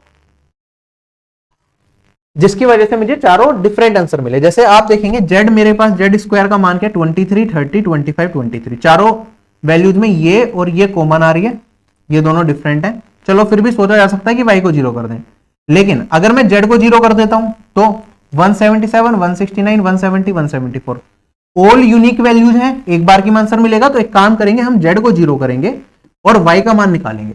अगर मैंने यहाँ पे z को जीरो कर दिया तो ये एलिमिनेट हो गया मेरे पास, -12y का होल स्क्वायर 144y² और यहाँ पे 5 का 25, सम करके y² आ जाएगा मेरे पास, और ये वाली वैल्यू 169y²। इसमें बच रहा है मेरे पास, इसमें ऑप्शन नंबर सी में बच रहा है, तो यही आंसर आएगा। क्लियर? तो इस तरीके से हम ऑप्शन भी देखना पड़ता है कि कौन सा यूज करें जिससे कि एक बार की आंसर मिल जाए। इसी तरीके एक और सवाल, अच्छा एक और नहीं है, एक ही था, कोई बात नहीं। इसे सोल्व करना है, सिंप्लीफाइड फॉर्म बतानी है भाई। अगर मेरे पास बेस सेम हो, डिवाइजन कर रहे हो, तो पावर क्या होती है सब्ट्रैक्ट। तो a की पावर 7 डिवाइडेड बाई a की पावर 9, 7 - 9 क्या हो जाएगा -2, b की पावर 8 - 5 3, c की पावर 7 - 4 3, a -2। बताओ, ये भी कोई क्वेश्चन था देने वाला एग्जाम में? ऐसे ही एक और सवाल है, ठीक है, इसका कमेंट सेक्शन में, कमेंट में आप होमवर्क में आंसर बताइएगा कि क्या आएगा। बिल्कुल सेम कुछ भी नहीं है इसमें, ऐसे ही। अच्छा मैं कह रहा था ना एक और सवाल तो था अगली शिफ्ट में, एक शिफ्ट में वो, एक शिफ्ट में ये, बिल्कुल सेम टाइप रिपीट। अब इसे सोल्व करके आप बता दो क्या आंसर आएगा। अगेन मैं अब क्या देखूंगा, 35 30 25 21 सारे अलग है जेड, तो वाई को जीरो कर लो इस बार। ठीक है, अच्छा वाई भी अलग है सारे, तो कोई दिक्कत नहीं है, आप जिसे करना चाहो उसे कर लो, क्योंकि यहाँ पे जेड मेरा 3 बार है, वाई 2 बार है, तो मैं जेड को ही जीरो करने की कोशिश करता हूं। तो जेड को जीरो बना लो। अगर जेड को जीरो कर लिया, ये हट गया, ये हट गया, ये हट गया, 7 का स्क्वायर 49, 5 का स्क्वायर 25, 49 + 25 कितना हो जाएगा 74 हो जाएगा। 74 भाई किसमें है, इसमें है, तो ये आंसर हो जाएगा। सिंप्लीफिकेशन का बेसिक सवाल, 4 का क्यूब 64, 11 का स्क्वायर 121, -8 + 7 6 42। ठीक है, आप चाहे तो यूनिट डिजिट से ट्राई कर सकते हैं, दो ऑप्शन की सेम है, फिर भी देख लो तुम। 4 और 2 6, -2 + 2, अच्छा सॉरी गलत, 4 और 1 5, -3 + 2 डेट इज -1, -1 का मतलब 9। जब भी माइनस में आ जाए तो 10 से सब्ट्रैक्ट कर देते हैं, अगर पॉजिटिव रिजल्ट चाहिए हमें। तो 9 दो ऑप्शन में है, तो इन दोनों में से आंसर होगा। काम नहीं बना, सोल्व करना पड़ेगा। ठीक है, कोई दिक्कत नहीं है। 42 में से 8 को घटाया 34 बन जाएगा, इसमें जोड़ दूंगा 155 + 64 219, ये आएगा। अगला सवाल देखो, अब ये कितना सिंपल सवाल है सिंप्लीफिकेशन का, ये एक्स नहीं है मल्टीप्लाई है। ठीक है, क्यूब रूट इसका निकालना है, पावर 4 इसकी करनी है और इधर करना है। आपको पता है 1296 तो 36 का स्क्वायर होता है, ये पता है। ठीक है, और 36 क्या होता है 6 का स्क्वायर, तो मैं कह सकता हूं 6 का स्क्वायर, तो 6 की पावर 4 लिख सकते हैं, 6 की पावर 4 ये होता है, तो नीचे तो आ गया 6, इसमें तो किसी को टाइम नहीं लगा होगा। इनटू में, अब मेरे साथ चलना, अब देखो यहाँ पे मेरे पास ये 6859, वैसे तो आपको पता होना चाहिए ये 19 का क्यूब होता है, क्योंकि यहाँ पे क्यूब रूट पूछा है और इंटीजर वैल्यू में आंसर है, तो भाई ये पूरा का पूरा सिंप्लीफाई हो रहा होगा, इंटीजर वैल्यू दे रहा होगा, तो मुझे पता है यहाँ पे इंटीजर वैल्यू आएगी, और कौन सी आएगी, यहाँ पे 19 आएगी, पता है। अगर आपको नहीं पता कि भाई 19 आएगा क्या आएगा, तो आप कैसे सोचेंगे? मेरा जो आंसर है उसमें डिनोमिनेटर में कुछ भी नहीं है, सब न्यूमरेटर में है, तो ये 57 तो पूरा का पूरा कटना चाहिए। अब 57 में भी अगर मैं फैक्टर्स देखूं तो 3 से काटूंगा तो भाई बचा 19, अभी ऊपर कुछ भी नहीं है जो 19 को काट सके, तो जो ये वाली वैल्यू होगी 19 का मल्टीपल होगा। ठीक है, अब आप देखो यहाँ पे अगर मैं 19 की जगह यहाँ पे 20 भी रखता हूं तो 20 का क्यूब होता है मेरे पास यहाँ पे कितना, 8000, ये तो उससे छोटा है। ठीक है, और अगर मैं कोई और वैल्यू 19 से छोटी वैल्यू जिसका भी क्यूब याद हो, मान लो आपको 16 का क्यूब याद है कि 4096 होता है, तो आप देखेंगे ये उससे बड़ा है, तो यहाँ पे वैल्यू 19 ही आएगी यार, और ये कट जाएगा आपका, और 6 से काटूंगा 42 को तो ये आ जाएगा 7, कोई दिक्कत तो नहीं है। तो अपना माइंड अगर आपको ओपन होगा ना तो फंसोगे नहीं इन छोटी छोटी चीजों में, चाहे आपको याद भी ना हो कि एक्चुअली में क्या है। फर्स्ट 91 इवन नंबर्स का मैंने आपको बताया कि एसएससी को यहाँ पे इवन नेचुरल देना चाहिए था। ठीक है, और अगर नेचुरल होता तो हमारा आंसर क्या हो जाता, an natural, even natural numbers का जो एवरेज होता है वो होता है हमारा n+1, ये फॉर्मूला हम पढ़ते हैं, तो ये हो जाएगा 91 + 1 दैट इज 92। इसी तरीके से एक और सवाल हमारे पास, एक शिफ्ट में वो था, एक शिफ्ट में ये था, 92 इवन नंबर्स का बताना है, नेचुरल लगा देना यहाँ पे अपने आप, तो 92 + 1 आंसर हो जाएगा 93। अगला सवाल हमारे पास, ये 4 संख्या दे रखी है, ये 24 से डिविजिबल है, तो ये बताना इनमें से कौन सा संख्या 24 से डिविजिबल है। तो 24 को अगर मैं स्प्लिट करूं तो ये तो मेरे पास 3 इंटू में 2 की पावर 3 होता है। ठीक है, हम प्राइम नंबर्स की फॉर्म में स्प्लिट करते हैं, 2 की पावर 3 कुछ नहीं होता, ये 8 होता है। तो भाई 3 से चेक करना आसान है या 8 से? आप कहोगे सर 8 से सबसे पहले तो क्योंकि इवन होगा, ये दोनों तो वैसे ही ओड दिख रहे हैं, तो ये तो हो नहीं सकता, लास्ट डिजिट मेरी ओड आ रही है तो नंबर ओड बनेंगे, तो कटेंगे नहीं 8 से।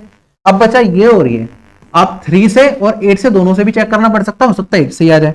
आप कहेंगे सर 8 का डिविजिबिलिटी रूल, 8 क्या होता है 2 की पावर 3, तो लास्ट की 3 डिजिट मेरी 8 से कटनी चाहिए। 118 क्या 8 से कटता है? भाई नहीं कटता, 128 8 से कटता है, तो ये आएगी मेरे पास वैल्यू, 118 कटता ही नहीं 8 से। ठीक है, 8 के टेबल में चेक कर लो, वरना आप देखो 3 से कौन सी वैल्यू कट रही है। ठीक है, तो 3 से तो 10 और 15 ये तो 3 से कट रहा है, और 11 12 ये भी 3 से कट रहा है, 8 से चेक करना पड़ेगा, और 8 से सिर्फ वो वाली वैल्यू कट रही है, तो यही मेरा आंसर आएगा 31128।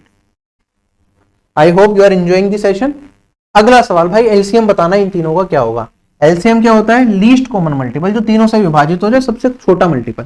तो इसमें क्या करते हैं कि प्राइम फैक्टर्स में ऑलरेडी स्प्लिट है, तो जो बेस वैल्यू होती है, जो प्राइम नंबर, अच्छा ये इन्होंने थोड़ा 9 दे रखा है, प्राइम में नहीं कन्वर्ट कर रखा, बट कोई बात नहीं, 2 9 और 13 की फॉर्म में दे रखा है, और 19।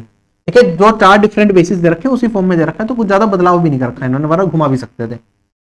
2 की मैक्सिमम पावर यहाँ पे अगर मैं देखूं कितनी है, 3 है। मैक्सिमम पावर देखते हैं ना, 9 की मैक्सिमम पावर देखो 2 3, और भी है कहीं 9 नहीं, 9 की पावर 3। आप ये भी देखिए, ये सारी वैल्यू जो है ना इनके फैक्टर्स 2 9 13 और 19 आपस में कोप्राइम होने चाहिए, तो हम डायरेक्टली कर सकते हैं। अगर कोप्राइम नहीं होते तो हमें कई बार स्प्लिट भी करना पड़ जाता है। ठीक है, मान लो यहाँ पे क्या दे देता, हमें जो आंसर देता वो 3 की पावर समथिंग, और यहाँ पे 6 की पावर समथिंग, ऐसा कुछ में दे देता, तो हमें स्प्लिट करना पड़ता, चेंजेस करने पड़ते, बट यहाँ कुछ नहीं है, यहाँ सिंपल है। फिर यहाँ पे 13 पाए, 13 की मैक्सिमम पावर क्या जा रही है, 2 जा रही है, और यहाँ पे 19 की मैक्सिमम पावर क्या जा रही है भाई, 2 जा रही है। तो मेरा आंसर 2 की पावर 3, 9 की पावर 3, 13 की पावर 2, 19, ये आंसर चला जाएगा। अगला सवाल, अब देखो अलजेब्रा का सवाल आया कि आपको इसे सोल्व करके किसका मान बताना है, y का मान बताना है। ठीक है, तो 3 इक्वेशन 3 वेरिएबल, कोई वैल्यू एज्यूम नहीं कर सकते, हमें पूरा सोल्व करना पड़ेगा। अब सोल्व करना है तो किस तरीके से करेंगे, हमें किसका मान निकालना है ये ध्यान रखिए, y का मान निकालना है। तो हम क्या करेंगे, यहाँ पे एलिमिनेशन मेथड मैंने आपको बताया वो यूज करेंगे। पहले मैं इन दोनों इक्वेशन को यूज करूंगा, इनमें से एक वेरिएबल को एलिमिनेट करने की कोशिश करेंगे। सपोज करो मुझे अगर y की फॉर्म में निकालना है, तो यहाँ पे मैं क्या करूंगा, से z को एलिमिनेट करना है मेरा टारगेट, फिर इन दोनों में से भी z को एलिमिनेट कर दूंगा। तो मेरे पास जो 2 इक्वेशन बनेगी वो किस फॉर्म में बनेगी, x और y की फॉर्म में बनेगी। फिर अगले एलिमिनेशन राउंड में मैं कैसे एलिमिनेट करूंगा, अगर मुझे y निकालना है तो मैं यहाँ पे x को एलिमिनेट करूंगा इन दोनों को यूज करके, और हमें यहाँ पे किसकी वैल्यू मिल जाएगी, y की वैल्यू मिल जाएगी। मैक्सिमम इतनी कंप्यूटेशन मुझे करनी पड़ेगी। अब ये डिपेंड करता है वैल्यूज के ऊपर कि हमें कैसी वैल्यू दी है, पहले किसे सोल्व करें किसे नहीं, तो उस तरीके से करेंगे। मान लो मुझे यहाँ पे z को एलिमिनेट करना है, तो हम किस तरीके से कर सकते हैं। आप कहेंगे सर यहाँ पे 2z है और यहाँ पे भी पूरे में अगर मैं 2 से मल्टीप्लाई कर दूं,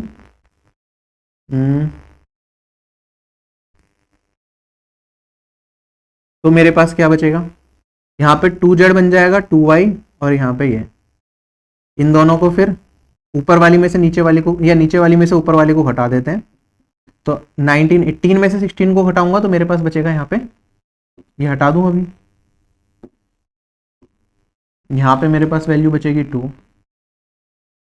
फिर यहाँ पे 2z में से 2z कट जाएगा, -2y में से -2y एलिमिनेट हो जाएगा, 2x में से x को घटाऊंगा तो बस x। तो भाई इसमें तो y भी एलिमिनेट हो गया, मुझे डायरेक्टली x की वैल्यू मिल गई इनसे, तो और चीजें आसान होगी मेरे लिए। अब यहाँ पे फिर से z को एलिमिनेट करना है इन दोनों में, तो इन दोनों को तो डायरेक्टली ऐड कर लो एज इट इज, ठीक है, इंटू 2 करने की जरूरत नहीं, इसे और इसे ऐड कर लो, तो z एलिमिनेट हो जाएगा मेरे पास, ये बन जाएगा 3x -4y और ये वाली वैल्यू आ गई हमारे पास 9 + 9 18। अब भैया देखो x का मान ऑलरेडी मिल गया, वरना x और y की फॉर्म में मिलती तो यहाँ पे फिर से x को एलिमिनेट करके निकाल लेते।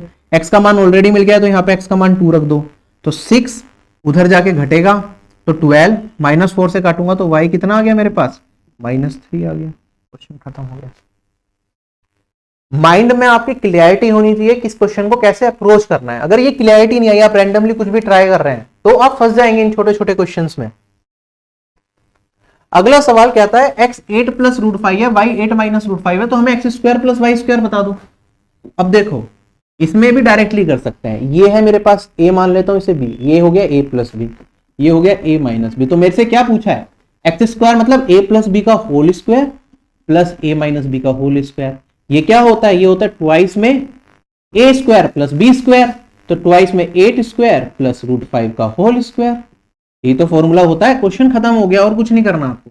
64 + 5 दैट इज 69, और 69 अगर मैं यहाँ पे मल्टीप्लाई करूंगा तो वैल्यू आएगी मेरे पास 138। इसी तरह का एक शिफ्ट में ये सवाल था, दूसरे शिफ्ट में आपका ये सवाल था, same question same approach. Answer क्या आएगा, आप कहेंगे सर 2 × में 4² + √6² दैट इज 6, तो 16 + 6 22, × में 2 44। खत्म हो गया क्वेश्चन। अगला सवाल हमारे पास देखिए जरा, कहता है 10x + y × में 10x - y 1 है, तो हमें 10x का मान बताओ। आपको मैंने बताया है 10a × में 10b 1 हो, तो इसका मतलब क्या होता है, a + b मेरा 90 के बराबर होता है, ये चीज पढ़ा रखी है आपको। तो आप इन दोनों का सम x + y और x - y का सम करेंगे तो 2x y वाला पार्ट कट जाएगा, ये 1 90 के बराबर, और मेरे पास x आ गया 45। 10 45 का मान क्या होता है भाई, 1 होता है। खत्म हो गया क्वेश्चन, ठीक है। बेसिक से जिन लोगों को करना है उसमें भी कोई दिक्कत नहीं है। हमारे पास क्या है, देखो मैं सिंपल सा बताता हूं आपको। मेरे पास एक इक्वेशन 2 वेरिएबल है, x और y में नहीं जाना आपको। एक इक्वेशन 2 वेरिएबल है, एक वेरिएबल का मान कुछ भी मान लो, y को 0 कर दूं कोई दिक्कत नहीं। अगर y को 0 कर दिया 10x × 10x, 10² x किसके बराबर, 1 के बराबर, तो 10x किसके बराबर आ गया, 1 के बराबर। क्वेश्चन खत्म हो गया या नहीं हो गया। +-1 आप कर सकते हो क्योंकि यहाँ पे एंगल मेंशन नहीं है, ऑप्शन में +-1 की जगह खाली 1 है, तो यही आंसर हो जाएगा। क्वेश्चन खत्म हो गया, ठीक है। वैल्यू पुटिंग से भी कर सकते हैं। अगला सवाल हमारे पास कहता है, ये दे रखा है भाई एक इक्वेशन एक वेरिएबल थीटा फर्स्ट क्वाड्रेंट में, तो इसका मान बता दो कि मेरे पास क्या निकल के आएगा, ठीक। ऑल्दो पिछले क्वेश्चन में भी एसएससी को मेंशन करना चाहिए था कि x + y और x - y की जो कंबाइंड रेंज है वो मेरी 0 से 90 के बीच में ही है, तो क्वेश्चन सही रहता है। वरना अदर वैल्यू जैसे -1 वाला केस दिखाया मैंने, -1 और चीजें भी बन सकती हैं। अगर मैं यहाँ पे सोल्व करता हूं, देखो आप क्रॉस मल्टीप्लाई करना चाहो क्रॉस मल्टीप्लाई, वरना कंपोनेंडो एंड डिविडेंडो कुछ भी लगा सकते हो। तो 9 sec है, एक sec घट जाएगा तो मेरे पास बचा 8 sec। 8 sec को कन्वर्ट कर लूंगा तो कोस में कन्वर्ट हो जाएगा, 8/cos। यहाँ पे मेरे पास 10 और 9 10 बनेगा इधर जाके, तो 10 थीटा क्या होता है, sin/cos होता है। तो मैं यहाँ पे sin थीटा का मान निकाल लिया, ये आ जाएगा 8/10 दैट इज 4/5। साइन थीटा क्या होता है मेरे पास, ये होता है परपेंडिकुलर अपॉन में हाइपोटेन्यूस, और इसका बेस क्या होगा मेरे पास 3 आ जाएगा, 4 5 3 ट्रिपलेट बनाते हैं, हो गया काम। अब सोल्व कर लो वहां पे जो चीजें दे रखी है। वैसे तो ठीक है, sine theta minus ten square theta, तो 4/5 माइनस 10 होता है ये 4/5 प्लस, आप ध्यान देंगे यहां पे तो कुछ चीजें तो मेरी वैसे ही कट रही हैं। जैसे देखो 5 और 3 का स्क्वायर 9, 9 का और 5 का एलसीएम लूंगा 45, इधर भी आएगा इधर भी आएगा, तो लिखने की जरूरत नहीं है, आप डायरेक्टली मल्टीप्लाई कर लो। आप कहेंगे सर यहां पे मेरे पास 3 का स्क्वायर इंटू में 4 है, ऑल दो 4 कट जाएगा लेकिन अभी मैं लिख नहीं रहा हूं, ठीक है। माइनस में मेरे पास 4 स्क्वायर इंटू में 5 है, और ऐसे ही नीचे मेरे पास 3 स्क्वायर इंटू में 4 प्लस में मेरे पास 4 स्क्वायर इंटू में 5 ये जाएगा।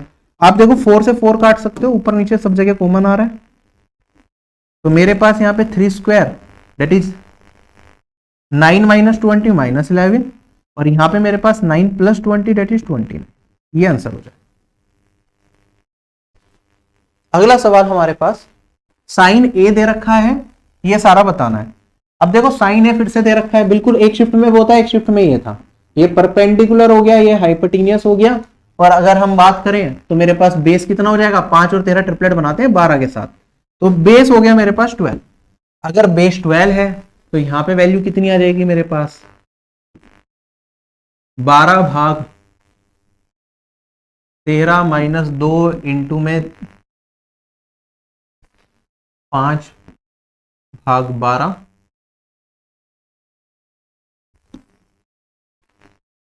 Same sine A that is 5/13 plus 3,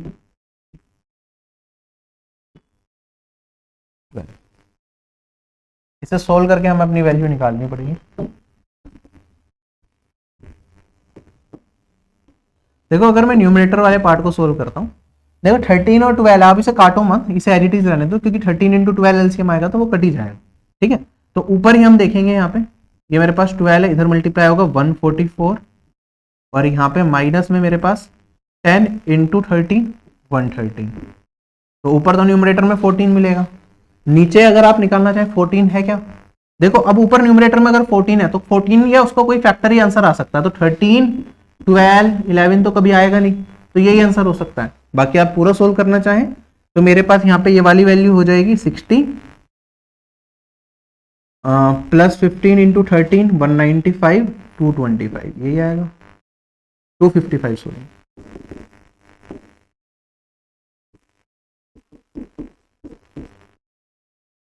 अगले सवाल पे चलते हैं। कोस 27 का मान दे रखा है, कोसेक 27 माइनस कोस 63, ठीक, कैसे सोल्व करेंगे, आप कहेंगे सर कोस ये है, तो कोस के केस में हम क्या कर लेते हैं, ये होता है मेरा बेस, ये हो जाएगा मेरा हाइपोटेनियस, तो परपेंडिकुलर क्या हो जाएगा मेरे पास रूट में Q square minus P square, ठीक है। अब कोस 30 कोसेक 37 है, तो ये hypotenuse that is Q divided by perpendicular that is root में Q square minus P square, minus में कोस 63 को कन्वर्ट कर लो, क्या हो जाएगा sine 90 minus 63 that is sine 27, और साइन 27 क्या हो जाएगा मेरे पास परपेंडिकुलर अपॉन में हाइपोटेनियस। सिंप्लीफाई करोगे आप तो यहां पे देखो एलसीएम लेंगे तो यहाँ क्यू स्क्वायर ऊपर बनेगा, माइनस में ये रूट खुल जाएगा, तो क्यू स्क्वायर और ये प्लस का पी स्क्वायर बन जाएगा डिवाइडेड बाई क्यू, और यहाँ पे रूट में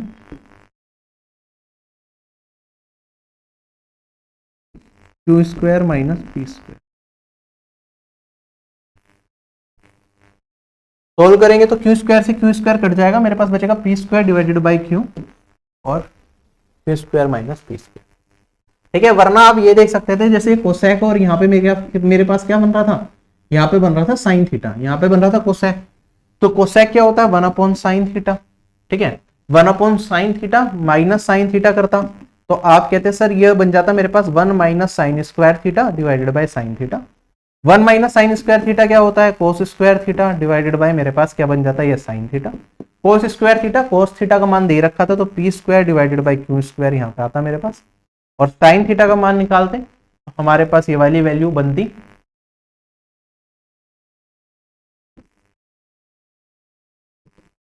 इससे भी सॉल्व करके आपको सेम ही रिजल्ट मिलता। तो आपके ऊपर है आप डायरेक्टली इधर करें या पहले सिंप्लीफाई कर लें थोड़ा सा फिर सॉल्व करें।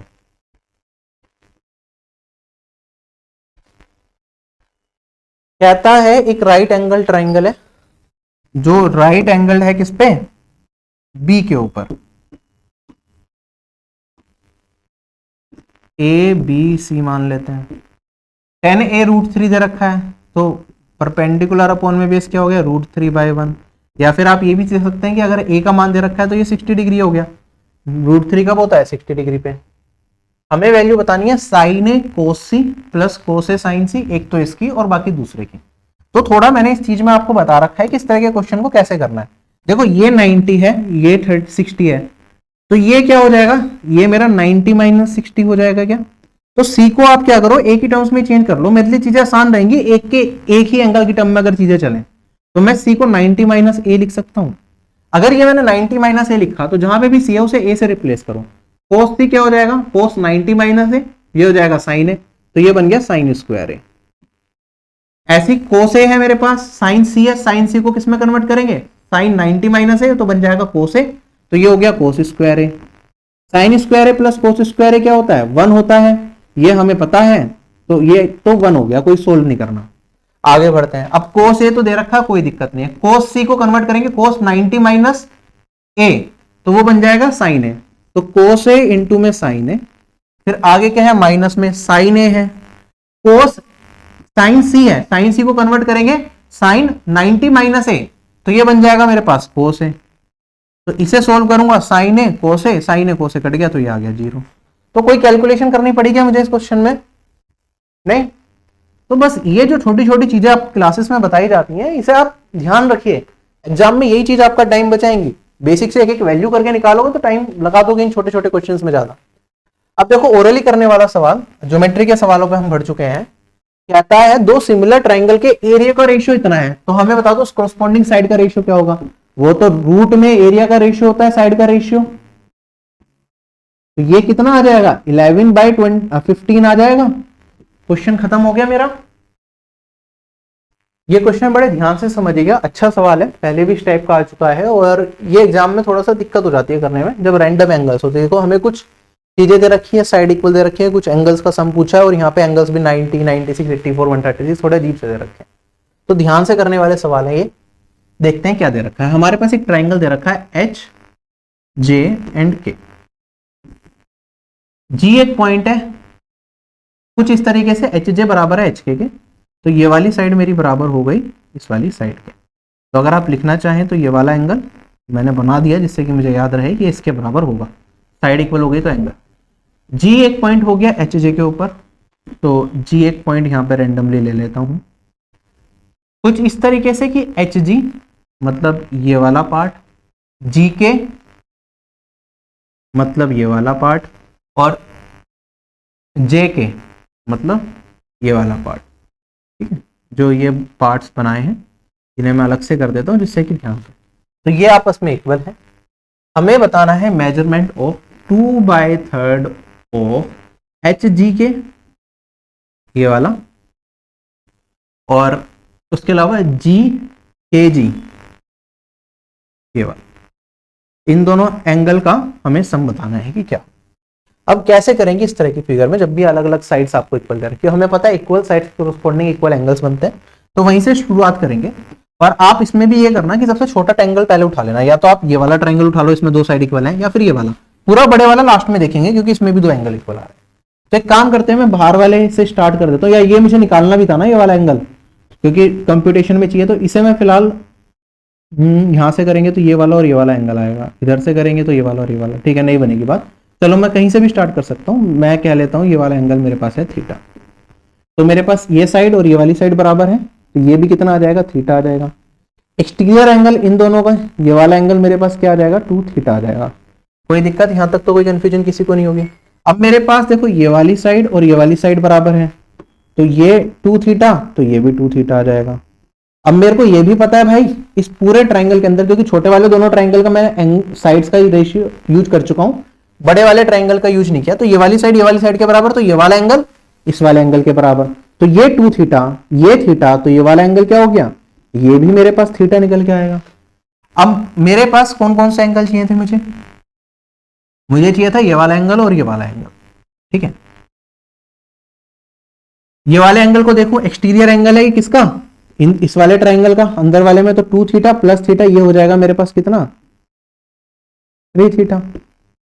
तो हमें 2/3 बताना है, तो 3 थीटा प्लस थीटा का, डेट इज इसका, और हमारे पास थीटा का मान हमें नहीं पता। अगर पूरे ट्राइंगल को आप ध्यान से देखो तो थीटा 2 थीटा थीटा थीटा कितना हो गया सम, हम कहेंगे सर यहाँ पे 5 थीटा मेरे पास निकल के आया।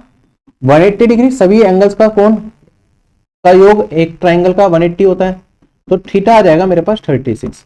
अगर थीटा 36 है तो 2/3 इंटू में 4 थीटा, 4 इंटू में 36, ये वाली वैल्यू यहां से मेरे पास 12, 12 4 जो 48 इंटू में 2 90। ये मेरा इस क्वेश्चन का आंसर होगा। चलें आगे, अच्छा सवाल था, इसे नोट डाउन कर लेना कॉपी में, थोड़े दिनों बाद ट्राई करोगे फिर से दिक्कत आएगी आपको इसमें। कहता है पी क्यू आर एक राइट एंगल ट्राइंगल है, राइट एंगल एट आर,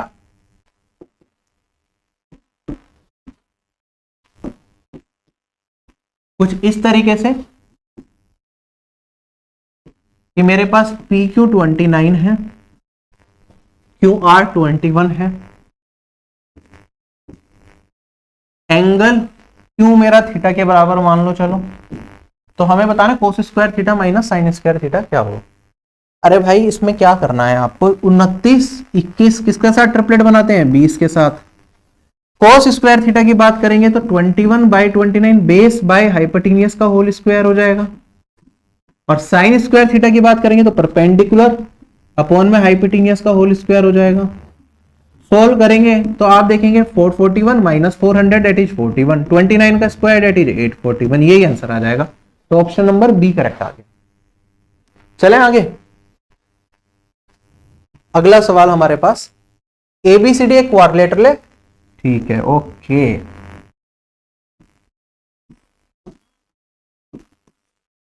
मैंने एक ऐसे कोई क्वाड्रिलेटरल बना लिया A B C and D, जिसके अंदर जो बीडी डायगोनल है इसका मान हमें दे रखा है 70, एल परपेंडिकुलर है बीडी के ऊपर और सीएम परपेंडिकुलर है बीडी के ऊपर, तो ये परपेंडिकुलर और ये परपेंडिकुलर, एल का मान 18, सीएम का मान 20, हमें बताना है इसका एरिया क्या होगा। तो एरिया ऑफ अ क्वाड्रिलेटरल मैंने आपको पढ़ा रखा है, ये होता है हाफ इंटू में, अगर मुझे एक डायगोनल दे रखा हो उस पर 2 परपेंडिकुलर दे रखा हो तो दोनों परपेंडिकुलर की लेंथ का सम इंटू में जो डायगोनल की लेंथ है वो इससे निकाल लेते हैं। वरना आप कैसे कर सकते हो भाई, एक ट्राइंगल ये ले लो अगर नहीं आता ये formula, area of a triangle क्या होता है, half into base into height, half into base ये हो गया मेरा, हाइट हो गई ये, ऐसे ऊपर वाला ट्राइंगल ले लो, हाफ इंटू बेस ये हो गया और हाइट ये हो गई, दोनों को सम करके एरिया मिल जाएगा ना, तो वहीं से तो बना ये फॉर्मूला भी। ठीक, खत्म हो गया क्वेश्चन हमारा। 38 19 इंटू में 70 1330। क्लियर है, अगले क्वेश्चन पे चलते हैं। कहता है एक सर्कल है जिसका सेंटर ओ है, आर्क एबीसी 134 का एंगल इसके ऊपर बनाती है, तो सेंटर मैंने मान लिया ओ है, ऐसी एबीसी एक रैंडम ले लेता हूं, एक पॉइंट ए हो गया, एक पॉइंट बी हो गया और एक पॉइंट सी हो गया। रियलिस्टिक से पॉइंट लेने हैं जिससे कि जो ये सेंटर पे एंगल बना है ना वो भी रियलिस्टिक हमें दिखे, और ये वाली वैल्यू हो गई हमारे पास 134। कोड एबी को आगे प्रोड्यूस करेंगे पी पॉइंट तक,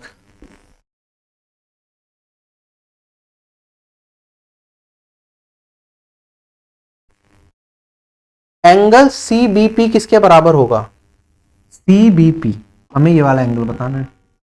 अब देखो अगर फिगर आपने सही बना ली ना तो एंगल निकालने में कोई दिक्कत आपको यहां पे नहीं आई, ठीक है। आप ध्यान दीजिए यहां पे मेरे पास किस तरीके से करेंगे इस क्वेश्चन को। कंस्ट्रक्शन अगर हम थोड़ी सी कर लें तो इजीली हो जाएगा कि अगर हम यहाँ पे थोड़ा सा क्या करें, देखो डायरेक्ट तो रिलेशनशिप आपको दिखेगी नहीं इसमें, मैं अगर यहाँ पे ये ड्रॉ कर लेता हूँ, ठीक है, तो आप कहेंगे सर जो ये आर्क है ना, ये सेंटर पे एंगल 134 बना लिया, तो यहां पे बनाएगी 134 का आधा, ठीक है, तो ये हो गया। अब आप ये बताइए, इस पॉइंट को नाम दे दूं अगर मैं डी, तो A B C D cyclic quadrilateral होंगे, तो इसका और इसका सम 180 होगा, ठीक है। इस एंगल को अगर मैं थीटा मान लूं तो दिस प्लस दिस 180 है, और ऑल्सो दिस प्लस दिस ये भी 180 है, तो क्या ये वाला एंगल, एंगल डी मेरा इसके बराबर हो जाएगा या नहीं हो जाएगा? हो जाएगा। तो 134 डिवाइडेड बाई 2 दैट इज 67, ये मेरा इस क्वेश्चन का आंसर। क्लियर है सभी लोगों को?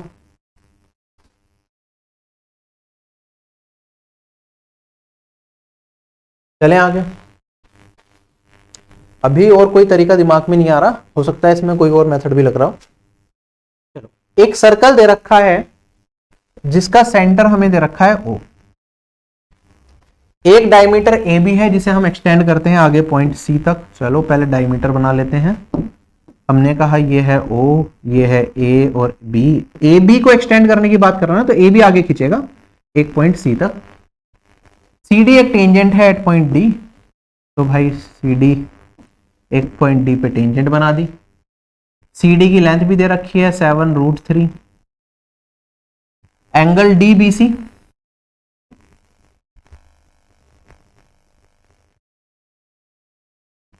120, अगर मैं इसे यहां से मिला दूं तो ये कोण हमें दे रखा है 120 डिग्री का।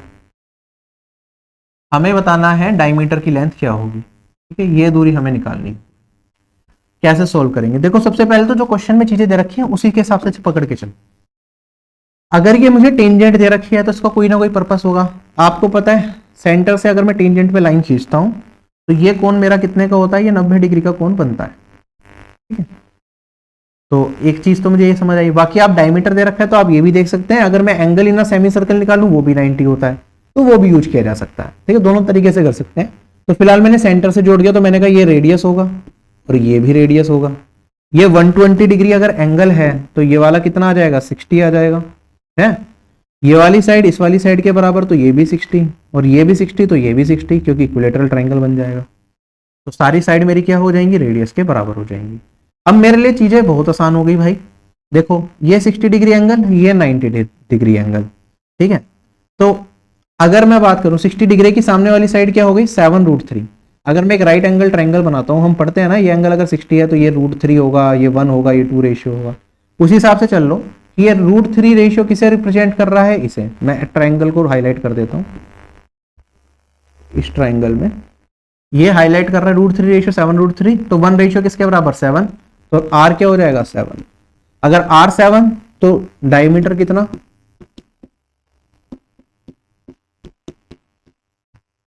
14। चले आगे। बाकी इस क्वेश्चन में अगर आप दूसरे तरीके से करना चाहते हैं, अगर मैं बड़े वाले सेमी सर्कल के एंगल को 90 बना लेता तो आई थिंक उससे भी इस क्वेश्चन को किया जा सकता।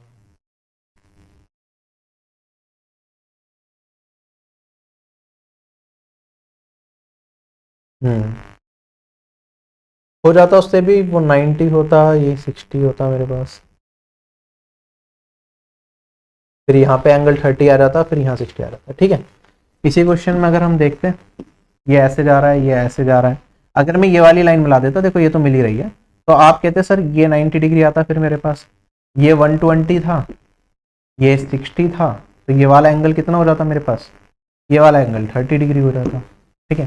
फिर अगर आप सेंटर से कनेक्ट करने की कोशिश करते हैं तो आप कहते सर ये जो है आर्क, ये यहाँ पे 30 बना रही है तो यहाँ पे 60 बनाएगी, तो अगेन वही चीज हो जाती है। किसी भी तरीके से पकड़ लो, बात एक ही है। अगला सवाल, एक ट्रायंगल को इंस्क्राइब किया जाता है एक सर्कल के अंदर जिसका सेंटर O है, ठीक है। ए बी बी सी और ए सी का मान दे रखा है, तो आप समझ ही गए होंगे तीनों साइड देख के कि ये क्या बनाएगा? Right angle triangle. तो ट्रायंगल मेरा कुछ इस तरीके से रहा होगा सर्कल के अंदर। ए सी 29 है तो ये 29, ए बी 21 है और मेरे पास बी सी 20 है। हमसे पूछा है अगर सर्कल का सेंटर O है तो आप बता दीजिए सर्कम रेडियस क्या होगा। भाई अगर सर्कम रेडियस की बात की जाए तो सर्कम रेडियस का फॉर्मूला होता है hypotenuse divided by 2 in case of a right angle triangle, क्योंकि अगर 21, 20 और 29 है तो ये पाइथागोरस ट्रिपलेट्स बनाते हैं, तो ये एंगल 90 डिग्री का होगा। और मेरा आंसर कितना आ जाएगा 29 डिवाइडेड बाय 2 14.5। क्वेश्चन पढ़ते ही ये आंसर मार्क करने वाला सवाल है, सेम वैल्यूज पे से कितनी बार सवाल पूछ चुका है। चले आगे।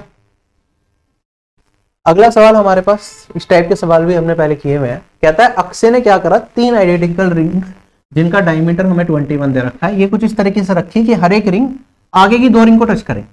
तो ये स्टेटमेंट जब भी ऐसी दिखे तो मतलब इस तरीके की फिगर बनती है, एक रिंग आगे की 2 रिंग को टच करती है। इसके बीच का जो स्पेस है इसे क्लोजली वो ऑब्जर्व करता है। तो हमें बताना ये एरिया कितना होगा। आप पाई को ले लो 22/7, √3 को ले लो इतना, और सोल्व करके नियरेस्ट 2 डेसिमल प्लेसेस तक आप वैल्यू बता दो कि क्या है। आप कहेंगे सर देखो तीनों का कुछ ना कुछ सेंटर रहा होगा, तो इसका सेंटर ये, इसका सेंटर ये और इसका सेंटर ये। अगर 2 सर्कल आपस में टच करते हैं तो आप कहते हैं कि अगर इनके सेंटर को मिलाया जाए तो जहां पे ये टच करेंगे उससे पास होती हुई लाइन जाती है, तो ऐसे इधर जाएगी और ऐसे इधर जाएगी। मेरे पास ये रेडियस है, ये भी रेडियस है, तो ये कंबाइंड कितना हो गया, डायमीटर हो गया। ऐसे ये भी डायमीटर और ये भी डायमीटर बनेगा। तो डायमीटर कितना दे रखा है 21, तो मैं कह सकता हूं ये 21 होगा और ये भी 21। तो ये क्या बन गया, इक्विलेटरल ट्राइंगल बन गया ऑफ साइड 21। अगर मुझे एरिया निकालना है बीच वाले रीजन का, इस रीजन का अगर मुझे एरिया चाहिए, तो आप कहेंगे सर इस पूरे ट्राइंगल में से ये वाला रीजन, ये वाला और ये वाला ये हटा दो। अब इक्विलेटरल ट्राइंगल की तो खास बात ये होती है भाई सारे कोण मेरे कितने के होते हैं 60 के, तो ये 60, ये 60 और ये 60 है ना। तो जो एरिया होगा इस सेक्टर का वो होगा θ/360, मतलब 60/360 इंटू में पाई r स्क्वायर, रेडियस है 21/2 का होल स्क्वायर, पाई को 22/7 लेना है।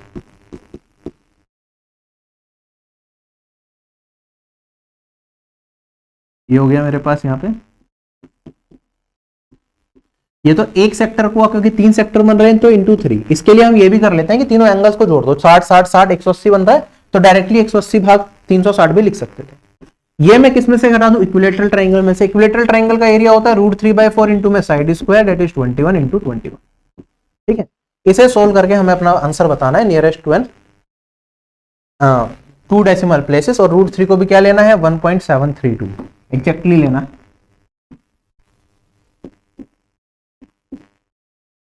आप हमेशा इस तरह के क्वेश्चंस में ये देखिए कि ऑप्शंस आपके कहां पे हैं, 24, 17, 18 और 20। थोड़ा थोड़ा सा तो गैप हमें ऑप्शंस में दिख रहा है, तो थोड़ा बहुत अप्रोक्सीमेशन अगर करना पड़ा तो हम कर लेंगे, बाकी आप देखो क्या वैल्यू जा रही है। अगर मैं यहाँ पे क्वेश्चन को देखता हूं, देखो 7 से काटूंगा मैं, तो ये 21/2 21/2 अलग से लिख लेता हूं, तो ये कट जाएगा 3।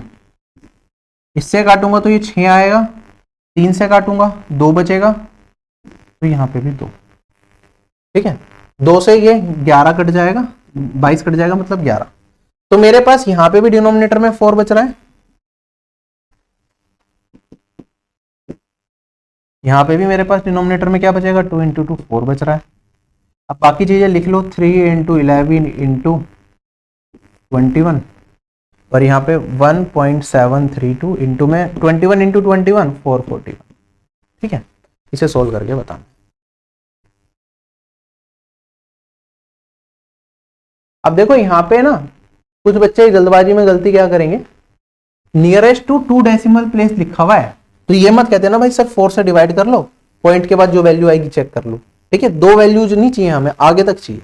ठीक है, तो आपको थोड़ा सा ध्यान रखना पड़ेगा यहाँ पे कैलकुलेशन करते टाइम, जल्दबाजी में हमें गलती नहीं करनी है सोल्व करते टाइम। तो हम इसे यहाँ पे कैसे कैलकुलेट करेंगे, सबसे पहले तो ये 4 को यूनिवर्सल बना लेते हैं, कोई दिक्कत नहीं। अब इसे सबसे बल्कि काम क्या है, देखो ये कैलकुलेशन हो जाएगी, ये वाली कैलकुलेशन करना सबसे बल्कि काम है, तो इसे ही हमें सिंप्लीफाई करना पड़ेगा। क्या मैं इसे थोड़ा सा ब्रेक कर लूं, ठीक है, या फिर आप इसे 4 को कॉमन में लो, माइनस एज इट इज रहने दो। मैं इसे 440 + 1 कर लूंगा तो कुछ बिगड़ेगा क्या, नहीं बिगड़ेगा, है ना। अब इसमें ये वाला और इंटू 440 को अलग कर लेते हैं, और फिर 1 इंटू ये अलग रख लेंगे 1/4 के टर्म्स में। तो आप कहेंगे सर ये 440 मेरा 4 से कट जाएगा, दैट इज 110, और फिर 110 को इसमें मल्टीप्लाई करूंगा मैं, तो 11 से मल्टीप्लाई करना आसान है, 2 5 0 1 कैरी फॉरवर्ड 8 और 1 9 और 1, ठीक है।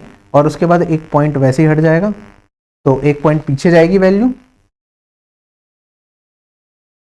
मल्टीप्लाई करने पे तो ये आएगा 190.52, ठीक है। मैंने क्या करा, इस वाले और इसको कैलकुलेट कर लिया, फिर प्लस 1 इंटू में ये है, तो अब आगे वाले पार्ट को एज इट इज लिखता हूं मैं। 1 इंटू दिस करूंगा तो 1.732 है। फिर मेरे पास ये डिवाइडेड बाय 4 यहां पे कर लिया, यहां पे बचा लिया अभी मैंने, माइनस 21 इंटू 363, 11 से करूंगा तो 3 9 और 6 ये आएगा, ठीक। ये वैल्यू बचेगी। अब देखो ध्यान से, जो मैं अप्रोक्सीमेशन कर रहा हूं यहाँ पे, या तो पूरी आप कैलकुलेशन करो, पॉइंट में जाओ, सोल्व करो, इट विल टेक टाइम, ठीक है। तो थोड़ा सा बेटर ये कर सकते हैं, देखो ये 1.732 है ना, अप्रोक्सीमेटली 2 के आसपास है, क्योंकि यहाँ पे थोड़ा सा आगे भी लेके जाऊंगा और उसे 4 से डिवाइड करूंगा, बहुत छोटा सा मान बचेगा मेरे पास, ठीक है। पॉइंट में 0 0 समथिंग कुछ जाएगा, तो it doesn't make any sense कि मैं उसे भी लेके चलूं, राइट। तो हम यहाँ पे इसे 2 मान के अगर मैं थोड़ा सा कर लूं, तो ये मेरे पास माइनस का क्या बचेगा, 691 बचेगा, जिसे मैं 4 से अगर काटूंगा तो मेरे पास यहां पे बचेगा 190.52 माइनस 691 को करेंगे तो 72.75 कर लो या फिर 3 कर लो, इस हिसाब से। तो ये 18, अगर इसमें से इसे घटाता तो 18 आता, और इधर घटाऊंगा ये ज्यादा पोर्शन है, तो 18 से भी थोड़ा सा कम आएगा मेरा आंसर। 18 से थोड़ा सा कम कौन से ऑप्शन में है, B, 17.70, this will be my answer, ठीक है। थोड़ा सा इसमें टाइम लग गया, मतलब कैलकुलेशन तो हमने शॉर्ट कर ली, बट इट टुक टाइम, क्योंकि अप्रॉक्सीमेट में पूछा था, तो थोड़ा सा सिंप्लीफाई करना पड़ गया। चलते हैं अगले सवाल पे, ठीक है। बाकी आप इसे एक भी क्लोज लेके जाना चाहते हैं पूरे एग्जैक्ट वैल्यूज पे, तो आप देख सकते थे। मैंने यहाँ पे इसका अप्रॉक्सीमेट किया था, ध्यान रखिएगा, मैंने इन दोनों को 691 बना के कैलकुलेशन करी है, ठीक है, क्योंकि पॉइंट के बाद 0 में कुछ चेंजेस होंगे तो उसका रिफ्लेक्ट हमारे आंसर पे नहीं पड़ेगा, गैप था काफी। कहता है एक रेक्टेंगल है जिसकी लेंथ और ब्रेथ का रेशियो हमें 3:2 दे रखा है, पेरीमीटर इतना है, तो एरिया बताओ। पेरीमीटर क्या होता है, 2x into length plus breadth, तो अगर ये 3x है और ये 2x है, तो ये हो गया 5x इंटू में 2 10x, 120 के बराबर, तो x आ गया 12, एरिया कितना हो जाएगा 3 इंटू 2 6 इंटू में x स्क्वायर, तो ये वाली वैल्यू 144 इंटू में 6 करूंगा, तो मेरे पास 6 4 जा 24, 14 6 जा 84, 86, ये आंसर आया। एक कोण है जिसकी हाइट हमें 63 सेंटीमीटर दे रखी है, और कर्व्ड सरफेस का जो एरिया है वो 5 गुना है उसके बेस एरिया से, तो हमें वॉल्यूम बतानी है कोण की क्या होगी, पाई को 22/7 लेना है। 4 ऑप्शन हमें दे रखे हैं। देखो वॉल्यूम क्या होती है कोण की, 1/3 22/7, पाई मतलब इनटू में रेडियस कुछ भी आएगा उसका स्क्वायर, इनटू में मेरे पास हाइट दैट इज 63, ये दे रखा है। आप देखेंगे यहाँ पे मेरे पास ये वाली वैल्यू तो कट जाएगी, 7 और 3,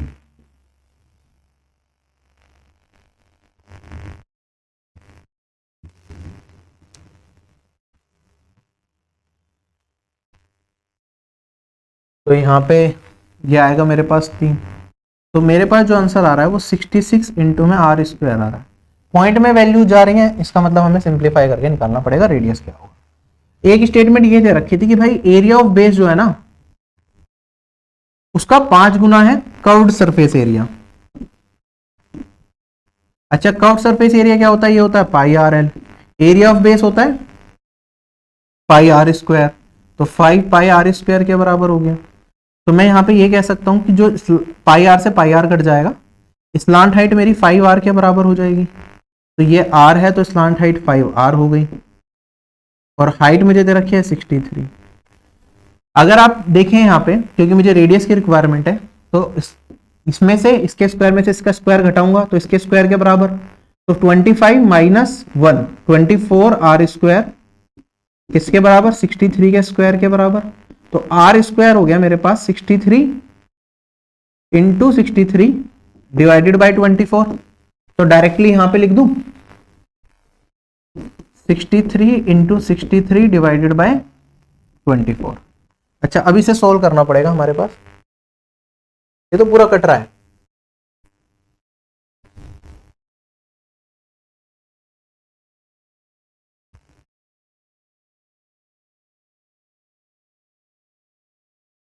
नहीं, पूरा नहीं कटेगा, 6 से काट दो 11 आ जाएगा और यहाँ पे मेरे पास वैल्यू आ जाएगी 4। अब देखो ये 4 से तो कोई भी वैल्यू कटेगी, पॉइंट के बाद 2 डेसिमल प्लेसेस तक आंसर जाता है। क्या आ सकता है? 0.25, 0.75, 0.5। तो ये दोनों तो आ नहीं सकते, ये दोनों ही आएंगे। अब इसमें भी आप क्या करो, देखो 0.25 कब मिलता है? जब रिमाइंडर 1 होता है। 0.75 कब मिलता है? जब रिमाइंडर 3 होता है। तो हमें रिमाइंडर निकाल लो। यहाँ पे 4 से 63 को करूंगा। रिमाइंडर थ्योरम अगर आपने पढ़ी हुई है तो तीनों केसेस में मुझे क्या क्या रिमाइंडर मिल रहा है? 11 के केस में 3 रिमाइंडर, यहाँ पे भी 3 रिमाइंडर और यहाँ पे भी 3 रिमाइंडर। 3 3 27, 27 को 4 से फिर से रिमाइंडर निकालो तो कितना बचेगा मेरे पास? फिर से 3 रिमाइंडर मिलेगा। 3 रिमाइंडर अगर मिल रहा है तो 3/4 क्या होता है मेरे पास? 0.25। तो जो आंसर आएगा लास्ट में क्या आएगा? 0.25। चले आगे। अगला सवाल कहता है एक टॉय है जो कि इस तरीके से है कि कोन डाला गया है एक हेमिस्फेयर के ऊपर। हेमिस्फेयर का रेडियस हमें दे रखा है 36 है, हाइट कोन की हमें दे रखी है 105 है। तो आप बता दो टोटल सरफेस एरिया क्या होगा। तो टोटल सरफेस एरिया की बात करेंगे तो हम तो एक तो इसका कर्व ले लेंगे और इसका भी कर्व ले लेंगे तो टोटल बन जाएगा। तो वो होता है पाई आर एल। ठीक है, तो ये स्लांट हाइट मुझे निकालनी पड़ेगी और यहाँ पे 2 पाई आर स्क्वायर, तो 2 pi R square plus pi R L. अब देखो पाई आर तो कॉमन भी ले सकते हैं, पाई की टर्म में आंसर दे रखा है तो हमारा काम हट गया, तो पाई एज इट इज अलग। आर मुझे दे रखा है 36, तो 36 हो गया। तो यहाँ पे मेरे पास क्या बचा? L plus 2 R, L plus 2 into 36 that is 72। ये मेरा यहाँ पे निकल के आएगा। एल निकालना है, बस मेन टास्क ही है। अब एल कैसे निकालेंगे? देखो भाई ये पाइथागोरस ट्रिपलेट बनाते हैं या नहीं बनाते? बनाते हैं, है ना। ठीक है, this square plus this square इसके बराबर होगा, राइट। अब एक तरीका तो बिल्कुल बेसिक से सोल्व करो, वरना मैंने आपको रेशियो मेथड समझाया है, आप रेशियो ले लिया करो। जैसे 105 रेशियो 36 करूंगा, किससे कट रहा है? क्या 3 से कट रहा है? आप कहेंगे सर ये 12 आ जाएगा और ये वाली वैल्यू 35 आ जाएगी। 12 और 35 किसके साथ ट्रिपलेट बनाते हैं? आप कहेंगे सर ये बनाते हैं 37 के साथ ट्रिपलेट। अब यहाँ पे हमने क्या करा था? 35 इंटू 3 करूंगा तो 36 होगा एक्चुअल वैल्यू पे जाने के लिए, तो इंटू 3 करना पड़ेगा। तो ये वाली वैल्यू क्या आएगी? 111 आएगी। तो स्लांट हाइट आ गई 111, कोई दिक्कत नहीं। अगर ये 111 है तो यहाँ पे पुट कर दो। यूनिट डिजिट डिफरेंट है, हो गया काम खत्म। 1 और 2 3 और 3 into 6 18। This will be my answer. Clear है? चले अगले सवाल पे, देखिए जरा से। एक कोन है जिसका डायमीटर 56 दे रखा है, कर्व्ड सरफेस एरिया दे रखा है, ये हो गया 28। हमें बताना है वॉल्यूम क्या होगी। पाई को 22/7 लेना है, इंटीजर वैल्यू में आंसर है। अगर वॉल्यूम की बात करें तो हमें पता है वो होता है 1/3 इंटू में 22/7 इंटू में रेडियस का स्क्वायर इंटू में कुछ हाइट आई होगी वो। ठीक है, हमें ये दे रखा है कर्व्ड सरफेस एरिया दे रखा है जो कि होता है पाई आर एल, यो 3080। अब अगर ये वाला मान मुझे इंटीजर वैल्यू में दे रखा है तो ये कब आ सकता है? आप देखेंगे यहां पे कि जो मेरा हाइट निकल के आएगी, ठीक है, वो एक तो 3 का मल्टीपल होगा जिससे 3 कट जाए, 7 से तो ये कट ही रहा है, राइट। और जो पूरा आंसर होगा मेरा इस पूरी प्रक्रिया में, क्या वो 22 दैट इज 11 का मल्टीपल होगा या नहीं होगा आंसर? ठीक है, बहुत ही रेयर चांस है कि हमारे पास चांस ही नहीं है, बल्कि कि मेरे पास जो हाइट है उसके डिनोमिनेटर में 11 आ जाए। आंसर 11 का मल्टीपल होगा। तो आप ये 4 ऑप्शन में चेक करिए भाई कौन सी वैल्यू 11 से कट रही है, क्योंकि कॉम्प्लिकेटेड है। मैं इसे यहां से स्लांट हाइट निकालूंगा, फिर रेडियस और स्लांट हाइट को यूज करके मैं क्या निकालूंगा? हाइट निकालूंगा, फिर इसे कंप्यूट करूंगा, बहुत लंबा प्रोसेस है। छोटा प्रोसेस होता है मैं ऑप्शन पे नहीं जाता, लेकिन अभी मैं ऑप्शन पे जाऊंगा कि भाई मुझे पता है यहाँ पे वॉल्यूम पूछा गया है, तो 11 का मल्टीपल आंसर आएगा आएगा। 11 के मल्टीपल में आप देखेंगे यहाँ पे 5 और 2 7 और 1 और 2 3, 7 में से 3 घटाया तो 4, ये आपका 11 से नहीं घटेगा। 4 और 1 5, 14 में से 5 घटाएंगे तो 9, 11 से नहीं घटेगा। 10 11, 11 11 से कट जाएगा, 11 माइनस 11 0, 7 4 11 माइनस 7 11 से नहीं कटेगा, तो एक ही आंसर है, 11 से कट रहा है, वही आंसर हो जाएगा आपका। वरना आप इसमें और भी चीजें देख सकते हैं, आप कहेंगे सर 11 का देख लिया, यहाँ पे 7 का भी तो एक्स्ट्रा फैक्टर मिलेगा। आप देखो ये 7 से भी कट रहा है, नहीं कट रहा, 2 14 32 44, 7 से भी कट रही है ये वाली value, you can again check with 7। Clear? Basic से कर लो तो हम आपको यहाँ पे क्या करना पड़ेगा, पूरा सोल्व करना पड़ेगा। 22/7 इंटू में मेरे पास 28 और इंटू में L 3080 है, यहां से काटूंगा ये 4 आएगा, 4 से इसे काटूंगा तो 7 70 आएगा, फिर 11 से काटेंगे तो 70/2, L आ गया 35। अगर L 35 आएगा आपके पास तो आप कहेंगे सर ये तो 7 इंटू 4 है, 7 इंटू 5 है, तो 7 इंटू 3 के साथ ट्रिपलेट बनाएगा, तो ये H आएगा 7 इंटू 3, ये यहां पे आप पुट करेंगे तो आपको आंसर मिल जाएगा 1। ठीक है, ये बेसिक से भी कर दिया मैंने। अगला सवाल कहता है कि वॉल्यूम बता दो भाई करेक्ट टू डेसिमल प्लेस एक सर्कुलर कोन की जिसका डायमीटर इतना है और हाइट इतना है। वॉल्यूम क्या होता है 1/3 22/7 इंटू में रेडियस हो जाएगा 6 और हाइट हो जाएगी 5। 3 से तो 6 कट जाएगा है ना, तो बचेगा डिनोमिनेटर में 7 जो किसी को काट नहीं पा रहा। 7 क्या क्या रिमाइंडर देता है 1 2 3 4 5 6, उसकी क्या क्या वैल्यू होती है आपको पता है। 4 ऑप्शन में करेक्ट टू डेसिमल प्लेस दे रखा है, बताओ भाई कौन सी वैल्यू हो सकती है। कभी किसी को 1/7 2/7 या कुछ भी करूं मैं 6/7 तक, कभी 25 देखा है पीछे, कभी 23 देखा है पीछे, 57 तो देखा हुआ है, कभी 39 देखा है पीछे, नहीं देखा ना, तो बताओ क्या 188.57 यही आंसर आ जाएगा। कैलकुलेशन थोड़ी करनी है इन क्वेश्चंस में, प्रोबेबिलिटी पे आ गए हम। ये वाला क्वेश्चन मैं आपको स्टार्टिंग में ही करा चुका हूं, ठीक है, जहां पे मैंने आपको वो सारे क्वेश्चन बताए थे जो रॉन्ग क्वेश्चन थे एग्जाम में, तो इसका आंसर हमारे पास इंडिपेंडेंट भी होगा और म्यूचुअल नॉट म्यूचुअल एक्सक्लूसिव भी होगा। अगला सवाल मेरे पास कहता है ए और बी दो प्लेयर हैं जो एक गेम खेल रहे हैं जिसमें उन्हें टारगेट को हिट करना है। ए की हिट करने की प्रोबेबिलिटी 2/3 और बी के हिट करने की प्रोबेबिलिटी 3/4। हमें बताना है कि exactly one of them hit करे, इसका प्रोबेबिलिटी क्या होगी। आप कहेंगे सर अगर ए हिट करे तो बी ना करे और बी हिट करे तो ए ना करे, तभी एक तरीके से हमारे पास दोनों की कंबाइंड प्रोबेबिलिटी मिलेगी। इंडिपेंडेंट इवेंट वाला केस है, ये ए की प्रोबेबिलिटी जो हिट करने के वो उससे कुछ फर्क नहीं पड़ता कि बी की प्रोबेबिलिटी क्या होगी, ठीक है। This is the case of independent event. आप कहेंगे सर ए हिट करे उसकी प्रोबेबिलिटी क्या है 2/3, बी हिट करे उसकी 3/4 है, ना हिट करे तो 1 - 3/4 करना पड़ेगा और ये वाली वैल्यू आ जाएगी 1/4। ऐसे बी हिट करे 3/4 है, ए ना हिट करे 2/3 हिट करने की, ना हिट करने की क्या होगी 1 - 2/3 1/3। सॉल्व करेंगे तो ये 12 तो नीचे आ ही गया, 2 + 3 5/12, ये आंसर आ गया। ठीक है, चले आगे। तो ऊपर से तो सारा सही दिख रहा है, अब डिटेल में इसमें कुछ और अगर इशू हो कंस्ट्रक्शन वगैरह में तो नहीं कह सकते। चलो, ये हमारे पास क्या है, मीडियन बता दो इस डेटा का क्या होगा। 2 शिफ्ट थी, एक शिफ्ट में इस डेटा पे है, दूसरी शिफ्ट में इस डेटा पे मीडियन पूछा है। ठीक है, ये सिंपल डेटा है तो आप होमवर्क में करेंगे, कमेंट सेक्शन में बताएंगे क्या आंसर आया। और ये वाला मैं करा देता हूं आपको। जब भी इस तरह का डेटा होता है तो हमें क्या करना पड़ता है, मीडियन के लिए सबसे पहले हम क्यूमुलेटिव फ्रीक्वेंसी निकालते हैं।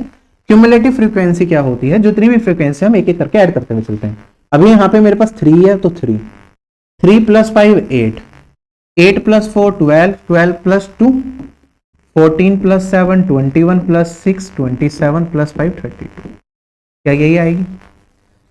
तो इसे हम बोलते हैं जो लास्ट में आता है n। तो ये टोटल नंबर ऑफ ऑब्जर्वेशन हो जाती है, मतलब सम ऑफ ऑब्जर्वेशन हो गई, जितनी भी मेरी फ्रीक्वेंसी आ रही है उन सबका सम। n/2 हम निकालेंगे, n अगर 32 है तो n/2 हमें बताता है कि कौन सी मीडियल क्लास होगी, तो n/2 हो गया 32/2 दैट इज 16। 16th नंबर की ऑब्जर्वेशन कौन सी में आएगी? आप कहेंगे सर इधर आएगी, 14 से ऊपर की, 14 से लेकर 15, 16, 17, 18, 19, 20, 21 इसमें आएगा। तो ये वाली जो क्लास होगी ये मेरी कहलाएगी मॉडल क्लास।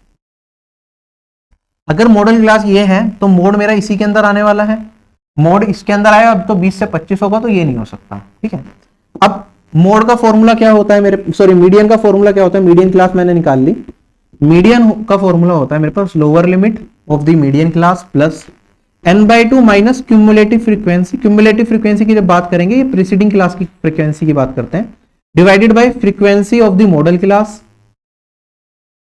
इनटू में हाइट। हाइट क्या होती है? क्लास इंटरवल के बीच का डिफरेंस। तो मेरे पास ये वाली वैल्यू आएगी 20 plus 16 minus 14 divided by frequency, sorry ये नहीं है, फ्रीक्वेंसी मैंने गलत लिख दिया, तो क्यूमुलेटिव फ्रीक्वेंसी वाला पार्ट है ना, तो ये है फ्रीक्वेंसी 7। हाइट कितनी है? 5। तो 10 भाग 7 और 20, 7 से डिवीजन हो रहा है, तो क्या वैल्यू आएगी मेरे पास?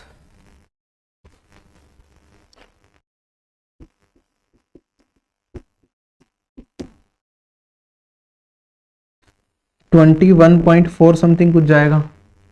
ऑप्शन नंबर डी करेक्ट होता है। चलें आगे। अगला सवाल होमवर्क का है आपका। नेक्स्ट सवाल आसान है, कहता है कि एज दे रखी है स्टूडेंट्स की इतनी इतनी, आप बता दो मीडियन क्या होगी। मीडियन निकालने के लिए सबसे पहले तो नंबर ऑफ ऑब्जर्वेशन मैटर करती है, 1 2 3 4 5 6 7 8 9 10। 10 ऑब्जर्वेशन है हमारे पास, तो 10/2th टर्म प्लस उससे अगली टर्म, ये 5th बनेगी प्लस मतलब 6 टर्म डिवाइडेड बाय 2, ये हमें मीडियन दे देगा, ठीक है।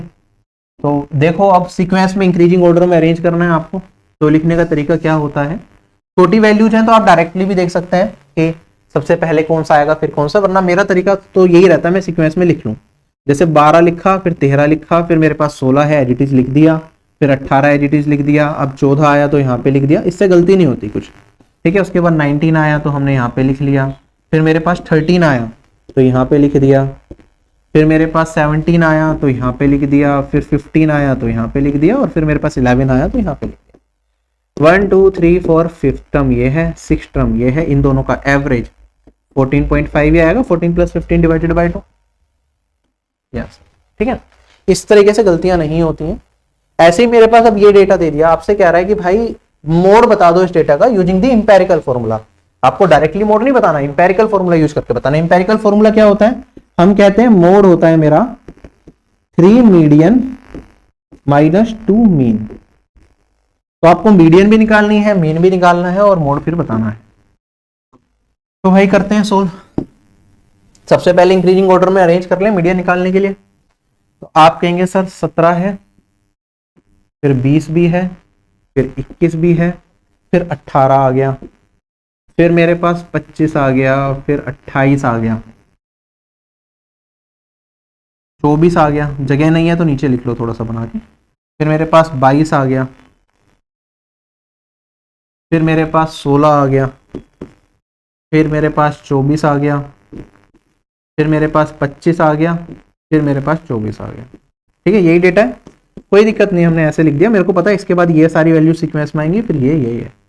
कितनी संख्या हो गई? 4 5 9 12 संख्या हो गई। तो 12/2 6th और 7th टर्म का एवरेज हमें क्या दे देगा? मीडियन। तो 1 2 3 4 5 6 7, इन दोनों का एवरेज निकालेंगे, 22 और 24 का तो 23 आएगा, ये हो गया मेरा मीडियन। अब बात करते हैं मीन की। मीन निकालने के लिए सबका सम करना पड़ेगा। आप चाहें तो डेविएशन का कंसेप्ट यूज कर सकते हैं मीडियन निकालने के लिए, या फिर डायरेक्टली सम कर लो, ज्यादा बड़ी वैल्यूज नहीं है तो डायरेक्टली भी सम किया जा सकता है। जैसे 16 और 17, 33 51 71 92, और यहाँ पे हमारे पास 114 72 86 236 44 64, 12 वैल्यूज थी तो 12 से भाग देंगे, 22 बन रहा है, ठीक है। तो मीन आ गया 22, तो मोड क्या हो जाएगा 3 into 23, 69 minus 44 that is. So this marks the end of this class. I hope ये सेशन आपको पसंद आया होगा। सारे क्वेश्चंस हमने सीक्वेंस में चैप्टर वाइज देख लिए, क्या क्या पूछा गया है, सारे कंसेप्ट हमने देख लिए, कैसे कर सकते हैं, बेस्ट तरीके देख लिए। आई होप ये क्लास आपको समझ में आई होगी। अगर आपको लगता है मेरा पढ़ाने का तरीका अच्छा है और आप सीजीएल 2025 को टारगेट कर रहे हैं, तो आरबी के ऑफिसर बैच से जुड़ के आप अपनी कंप्लीट तैयारी कर सकते हैं, जिसमें सारे सब्जेक्ट्स के कंप्लीट कोर्सेज मिल जाएंगे। मैथ्स का मेरा कोर्स प्री प्लस मींस पूरा मिल जाएगा, उसके साथ बहुत सारे प्रैक्टिस सेशन, बहुत सारे मॉक टेस्ट, सारी चीजें इसके अंदर इंक्लूडेड रहती हैं। न्यू टारगेट ग्रुप आपका 27 तारीख से स्टार्ट होंगे। आप लोगों से यही विदा लेता हूं। Bye bye, take care, have a nice day and जय हिंद।